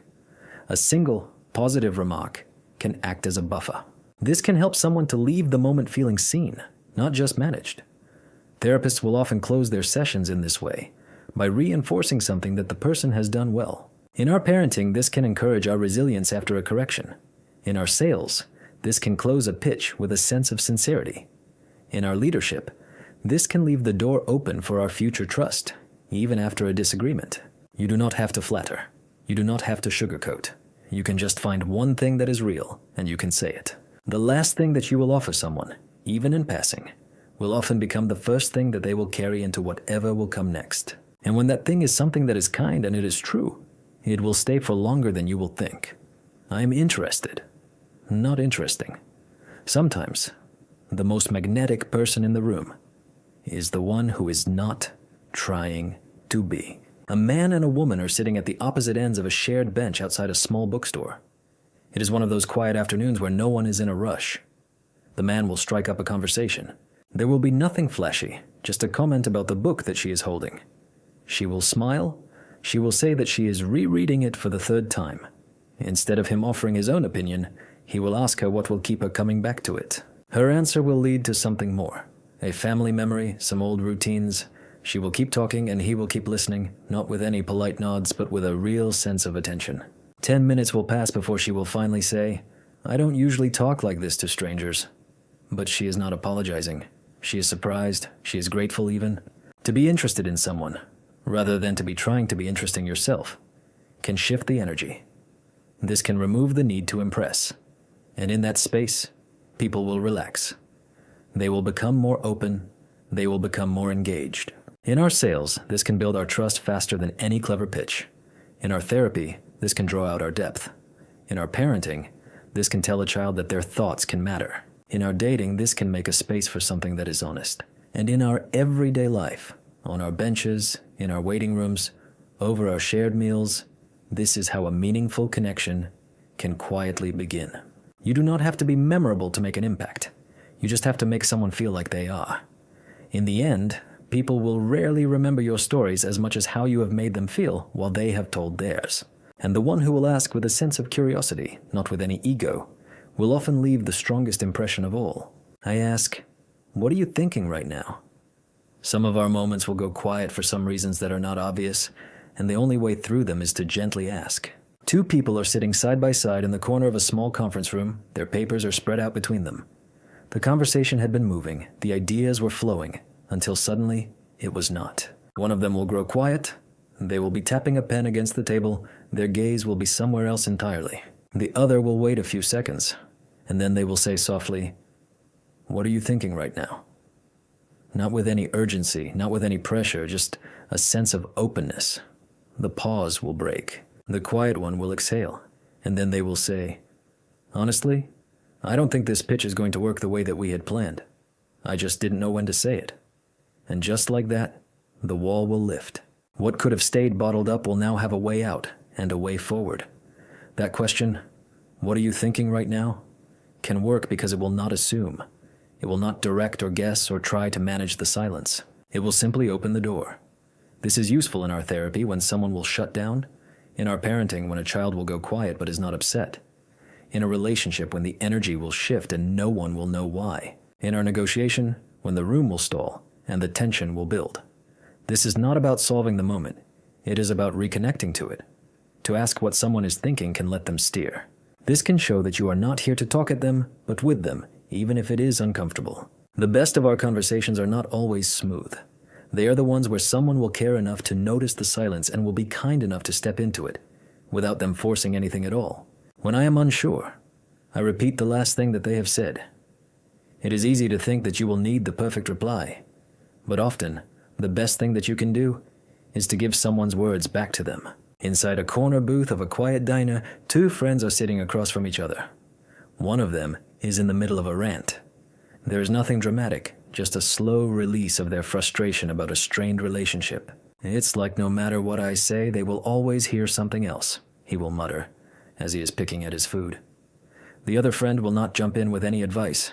Instead, she will repeat gently, "They will always hear something else." He will pause. "Yeah," he will say. He will be now more focused. Like I'll ask a question, and they will act like I'm accusing them. The conversation will deepen, not because she had had an answer, but because she had given him the room to keep unfolding. When you're unsure of how to respond, especially in an emotional or an uncertain moment, to repeat their last phrase with a sense of curiosity can keep the connection alive. This is not robotic. This is not passive. This can show that you are engaged, but you are not rushing. Therapists will use this to help their clients to keep talking without them leading them. In our parenting, this can slow our tense moments without it invalidating them. In our negotiation, this can reveal our deeper concerns. In our relationships, this can create our safety without us pretending to have any solutions. To repeat the last thing that someone has said can give them the permission to stay in the moment, to clarify, to reflect, or to go deeper on their own terms. You do not need to be insightful right away. You just need to show that you are listening well enough to echo something back. Often that is all that it can take for someone to keep going, and eventually, to find the clarity that they did not know that they were looking for. I say, that reminds me of a story. Our information can land, but our stories can stay. In a quiet office kitchen, two coworkers are sitting across from each other during a slow lunch break. One of them is venting. They are frustrated about how their ideas will keep getting overlooked in their meetings. There's a sense of tension in their voice, but there is also something that is quieter underneath. Their doubt. The other will listen, they will nod, and they will say, "That reminds me of a story." They will lean back slightly, they will keep it casual. "Back at my last job, there was this guy who would barely speak in our meetings. But the few times that he did, people would really listen. Eventually, I asked him how he had got people to take him so seriously. He said, 'I stopped trying to sound smart, and I just waited until I had something that I really believed in.' It had taken him a while, but eventually everyone had started to turn to him. The mood will shift, not dramatically, but it will be enough. The first coworker will sit up straighter. The moment will feel less like an advice. It will be more like a recognition. To say, 'That reminds me of a story,' is more than just a transition. It is an invitation. This can soften our advice into something that is shareable. This can make a space for our emotion without it making it feel clinical. In our therapy, this can build our relatability. In our parenting, this can teach without it lecturing. In our negotiation, this can create our common ground. In our sales, this can make our ideas easier to absorb. And in our everyday life, this can change the dynamic from, 'Let me fix this,' to, 'You're not alone in this.' People will not always want our answers. Often, they will just want a thread to hold on to, something that is familiar, something that is human. A story can do that without any pressure. You are not shifting the topic, you are widening the room. And sometimes, that little bit of space is exactly what the moment will need. I speak in stories, not in points. Some things are easier to understand when you will stop explaining, and you will start to remember. Inside a shared office space, two people are sitting across from each other. One is newer to the team, the other is more seasoned. The newer one will look frustrated. They will be overwhelmed.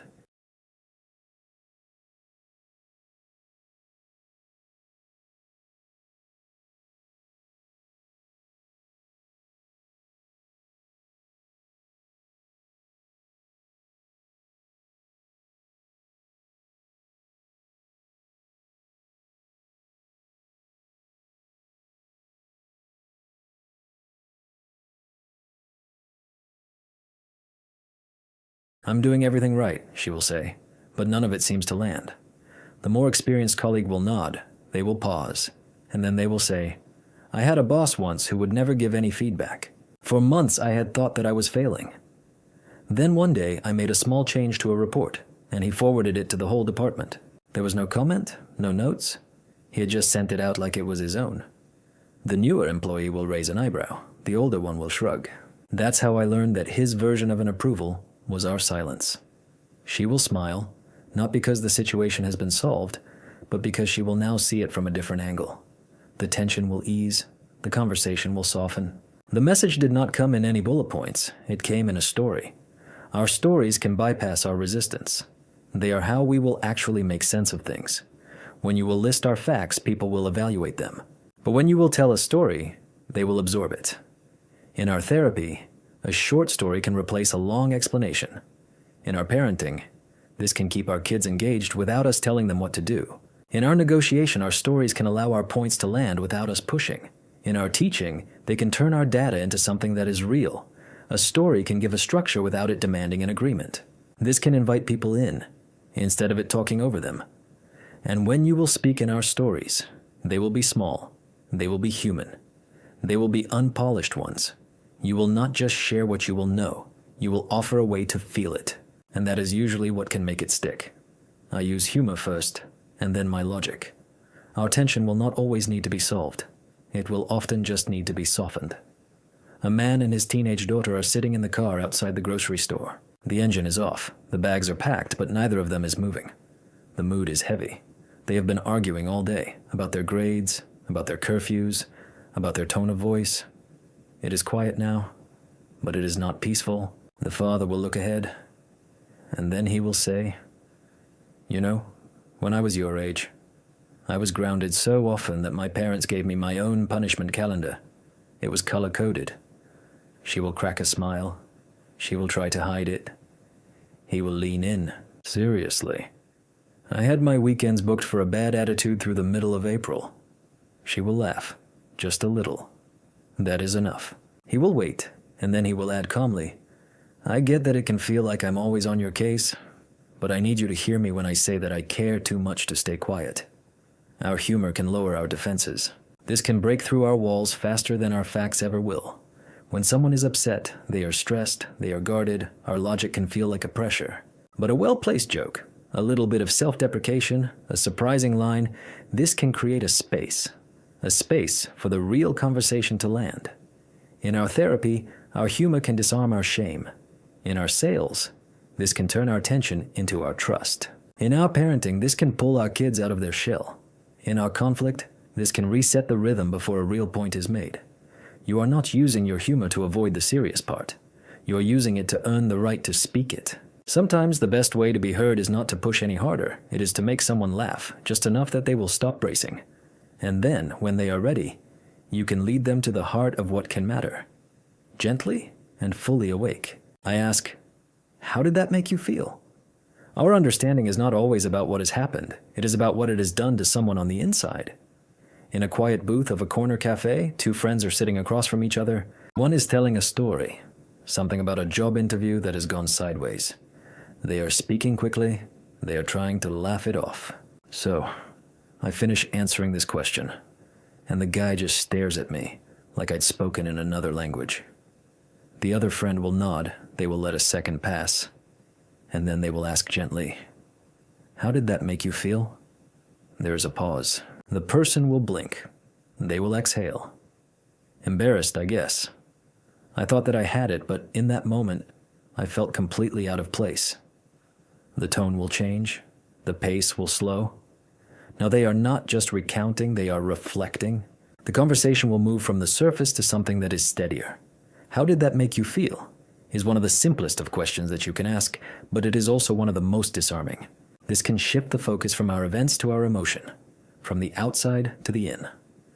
Therapists will ask this, not to dig, but to let someone slow down enough to meet their own experience. In our parenting, this can open a space for a child's emotional vocabulary to grow.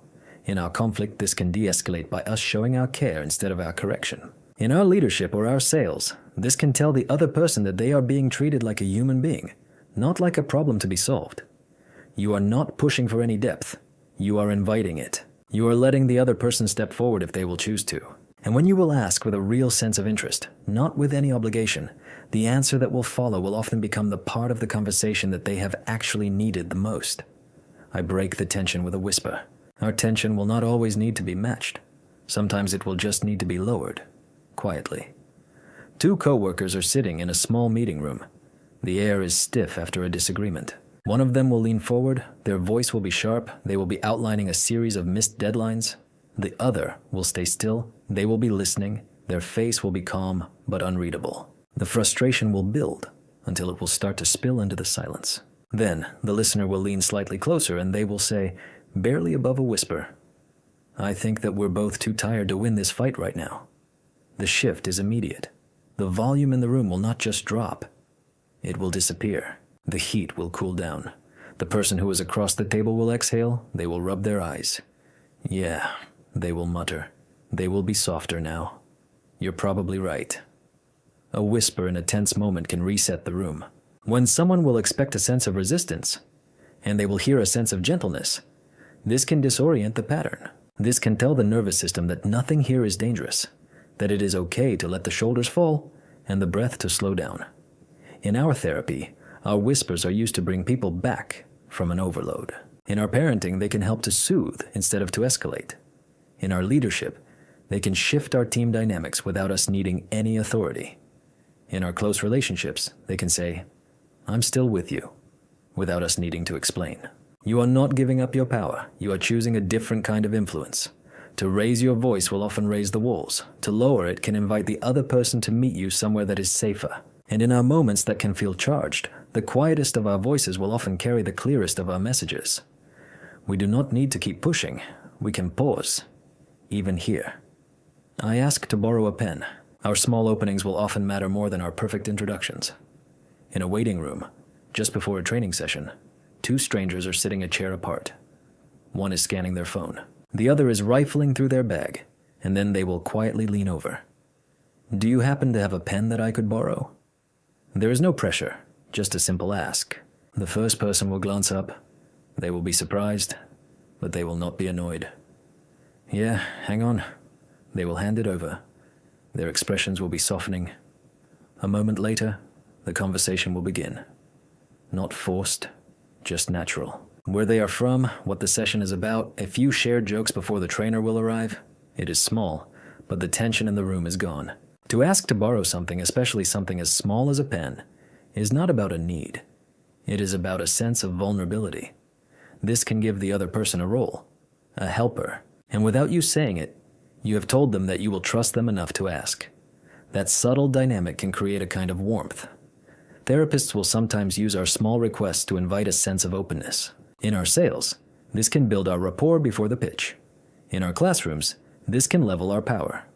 In our social settings, this is often the fastest way to shift from being strangers to being participants. You are not trying to impress.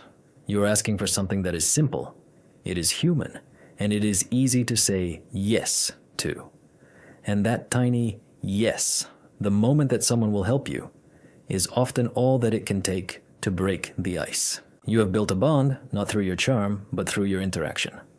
The right kind, the kind that will not ask someone to like you, just to meet you briefly, naturally, where they are. I thank them for the thought, not for the action. Our appreciation can go deeper when it is aimed at our intention, not just at our outcome. A man and his colleague are sitting across from each other in a quiet office lounge. He has just wrapped up a presentation that did not land quite right. The room was polite, but it was flat. As he's folding his laptop shut, she will say, "I know it didn't go how you had hoped, but I saw how much you had worked on it, especially that opening. You really tried to make it connect." He will look at her, and then he will nod. He will be slower this time. "Thanks," he will say. Not because it has solved anything, but because she had seen something that had mattered. The effort. Most people are used to being thanked for what they have done, for staying late, for bringing something, for following through. But to be thanked for what they have meant, the consideration, the care, the attempt, that can land differently. This can feel more real. In our parenting, this kind of thank you can build our confidence in our kids who will try, even when they will fail. In our therapy, this can soften our shame around our unfinished progress. In our leadership, this can build our loyalty by us showing our attention to what is often invisible. In our sales or our service, this can transform a transaction into a relationship. You are not rewarding any results. You are honoring where the action has come from. Because the truth is, our actions will not always go well. The meal can get burned. The plan can fall apart. The timing can be off. But when someone will say, "I appreciate you even thinking to do that," this can validate something that is quieter and more lasting. Our intention. And in the end, it is not just what people will do for us that can matter the most. It is what they have meant to do. That is the part that we will remember. That is the part that will stay. I ask, "Can you help me to understand?" In a small office just past our closing hours, a manager and an employee are sitting across from each other. The employee is frustrated, they are talking quickly, their hands are moving, they are listing out why a new policy is not going to work. The manager will listen, but they will not interrupt. Then, instead of arguing, she will lean forward slightly and she will say, "Can you help me to understand what part of it has felt off to you?" The tone will shift immediately. The employee will slow down. "It's the rollout," he will say. "It felt like it came out of nowhere. There was no context. It just hit the team in the middle of the week." The manager will nod, not because she will agree with everything, but because she will finally see where it's coming from. From there, the conversation will become a collaboration instead of a pushback. To ask, "Can you help me to understand?" is not about you surrendering your view. It is about you shifting the ground that is beneath the tension. This can invite the other person to explain without them having to defend. This can put you on the same side of the table, even if your opinions are different. In our therapy, this is how our breakthrough moments can begin. In our parenting, this can help our kids to feel respected. In our sales or our negotiation, this can keep the conversation open without you losing your direction. In our relationships, this can turn our conflict into our conversation. You're not giving up your control. You are creating a connection. You are saying, "I care more about understanding you than about proving my point." When people will feel misunderstood, they will dig in. But when they are invited to explain, they will often soften. That one question, when it is asked with a real sense of intention, can turn our resistance into our clarity. And our clarity can make everything easier to work with. I say, "Tell me more," instead of arguing. Our pushback will often make people louder. Our curiosity will make them clearer. At a quiet dinner table after a long day, a couple is sitting across from each other. The conversation has turned tense. Some small things have been piling up. One will say, "I just don't feel like you've been present lately." The other will start to speak. They will be ready to defend. They will be ready to explain how that is not true. But they will stop. They will exhale. And instead, they will ask, "Can you tell me more about what that has felt like?" The shift is immediate. The first person will lean in, not out of any anger, but out of a sense of relief. It's like I'm talking, and you're somewhere else. Even when you're at home, your mind is still at work. Now, it is not a fight. It is something that is softer. It is something that is fixable. "Tell me more" is an invitation. It is not a concession. This can signal that you are listening for an understanding, not just that you are waiting for your turn to speak. This can slow down the heat, and it can move the moment toward a sense of meaning. In our therapy, this is how our layers can unfold. In our parenting, this can help our kids to process their frustration without them shutting down. In our sales, this can uncover what really can matter to our client. In our conflict, this can lower our walls without us needing to prove anything. You are not agreeing. You are asking.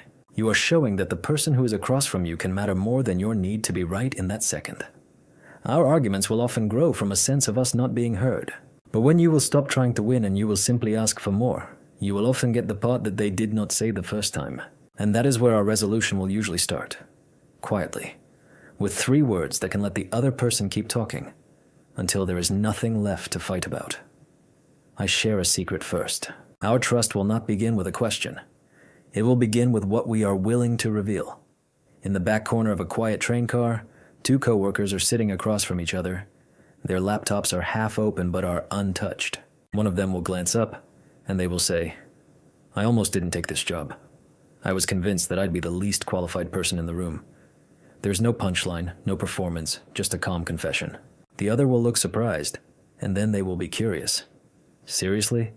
The first one will nod. "Yeah, my imposter syndrome hit me hard. I didn't even tell anyone that I had applied. It felt safer that way." Something will shift. The other person will close their laptop. "Okay, in that case, I guess I can admit that I'm terrified of presenting next week. Like, I'm already sweating just thinking about it." The train will keep moving. But now, so will the conversation. When you are the first one to open up, even in a small controlled way, this can signal a sense of safety. You are not fishing for any gossip.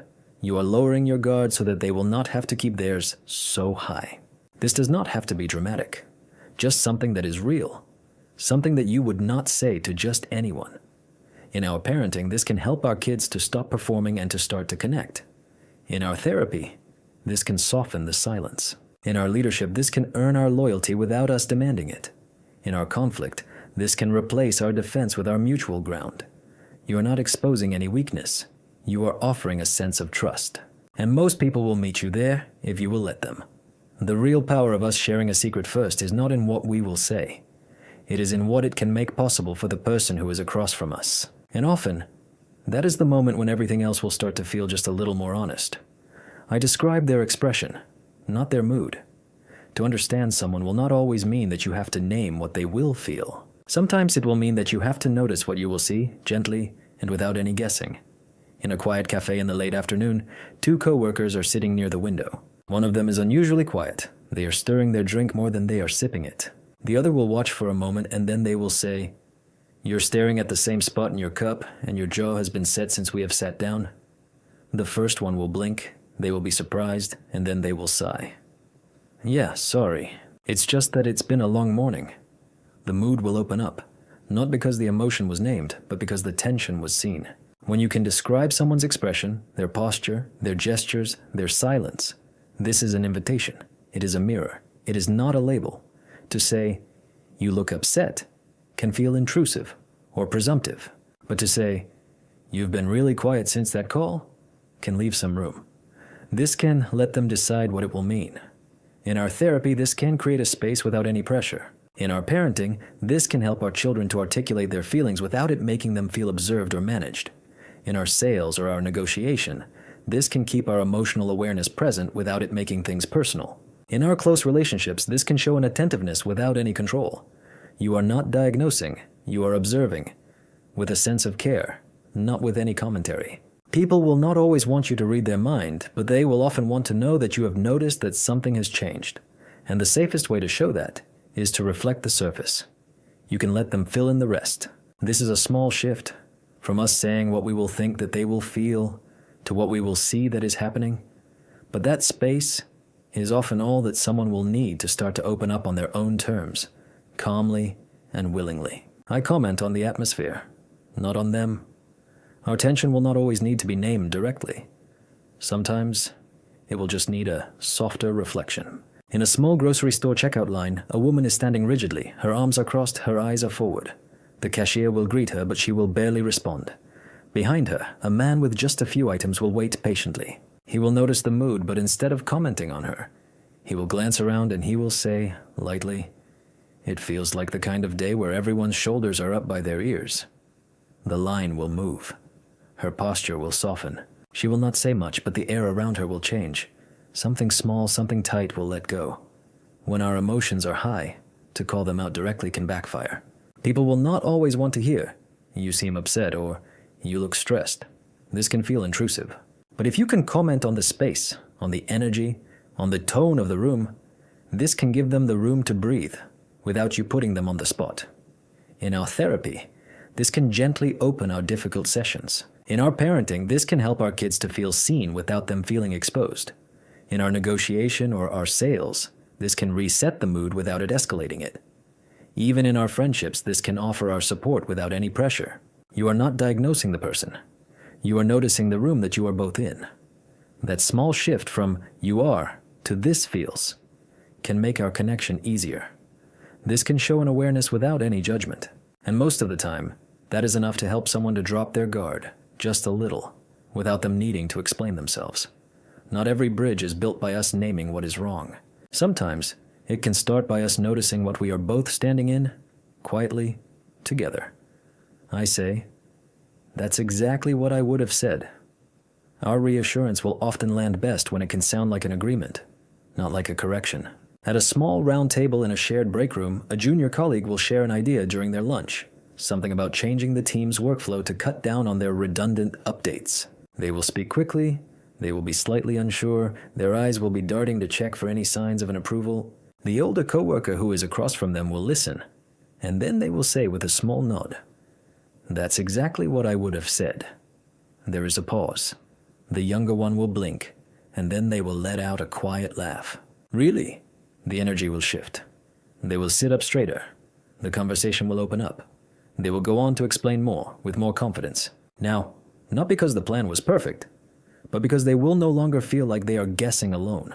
To say, "That's exactly what I would have said," is a simple way to affirm someone without you overplaying it. This is not an exaggerated praise. This will not sound performative. This will just say, "You're on the right track, and if I were in your shoes, I'd be doing the same thing." That kind of validation is disarming. In our parenting, this can give our kids a moment of a shared way of thinking. In our leadership, this can build our confidence in those who are still learning. In our therapy or our coaching, this can help someone to trust their own instincts. In our sales, this can let the other person feel like they are already aligned with you. You are not putting yourself above them. You are standing beside them. And when someone will hear that their thought already will mirror yours, they will not just feel supported, they will feel smart, they will feel capable, they will be on the same level. And sometimes, that small bit of a shared ground is all that it can take to turn our hesitation into a real momentum. I let them choose the timing. Our pressure will not always come from the ask. Sometimes, it will come from the clock. In the late evening, in a quiet office hallway, a manager will catch their team member just as they are packing up. "Have you got a quick minute to talk?" The employee will hesitate. Their bag will be already on their shoulder. Their face will be clearly tired. The manager will see this. They will step back slightly. "Actually, would you rather chat tomorrow morning?" The employee will nod almost instantly. "Yeah, I'd appreciate that." And when they do talk the next day, it will be better. It will be less guarded. It will be more focused. The same topic, a better timing. To let someone choose when they will engage can give them a small but powerful sense of control. This can say, "You matter," not just what you can do for me. Whether it is a feedback conversation, a request for some help, or an emotional check-in, the timing can change how it will land. In our therapy, our clients will open up more when they are not cornered. In our parenting, to ask, "Do you want to talk now, or do you want to do it after dinner?" can create a sense of safety. In our negotiation, to offer a pause will often build more trust than to push forward. Even in our close friendships, to check when someone will want to talk about something hard can show a sense of care that our words alone will not be able to. You are not giving up the moment. You are choosing to let it unfold at their pace, not at yours. People will think better when they will feel like they are not being rushed into it. And often, the most meaningful of our conversations will not happen when we are ready. They will happen when they are. To give them the chance to decide, that will not slow you down. It can make everything else go more smoothly when the moment will finally arrive. I say nothing, and I just nod. Sometimes, the most helpful thing that we can say is nothing at all. In a dim corner of a grocery store cafe, two friends are sitting with their half-drunk coffee cups that are between them. One is speaking slowly. They are halting. They are uncertain about something that has happened with their family. It is not dramatic, but it is heavy. The other will just listen, There will be no advice, no reactions, just a steady form of eye contact and a single, quiet nod. The speaker will exhale, and then they will keep going, a little bit faster, a little bit more freely. Not because they are being guided, but because they will feel safe to continue. To say nothing and to simply nod is one of the most underused but powerful of our social tools. This can tell the other person, I'm still here. You can keep going. This will not interrupt. This will not rush. This will not shift the spotlight. This will just stay with them. In our therapy, this is often how the deeper parts of a story can emerge. In our parenting, this can help our kids to talk without any fear of them being corrected in the middle of their sentence. In our negotiation, this can show that you are listening without you trying to dominate the conversation.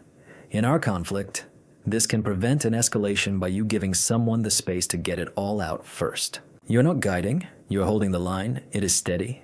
When people will speak, especially about something that is vulnerable, they are constantly scanning for our signals. Is it safe to keep going? Am I being judged? Is this too much?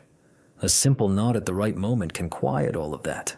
Because sometimes, the best of our support is not in us saying the right thing, it is in us saying nothing, and in us proving that we are still with them, every second of the way.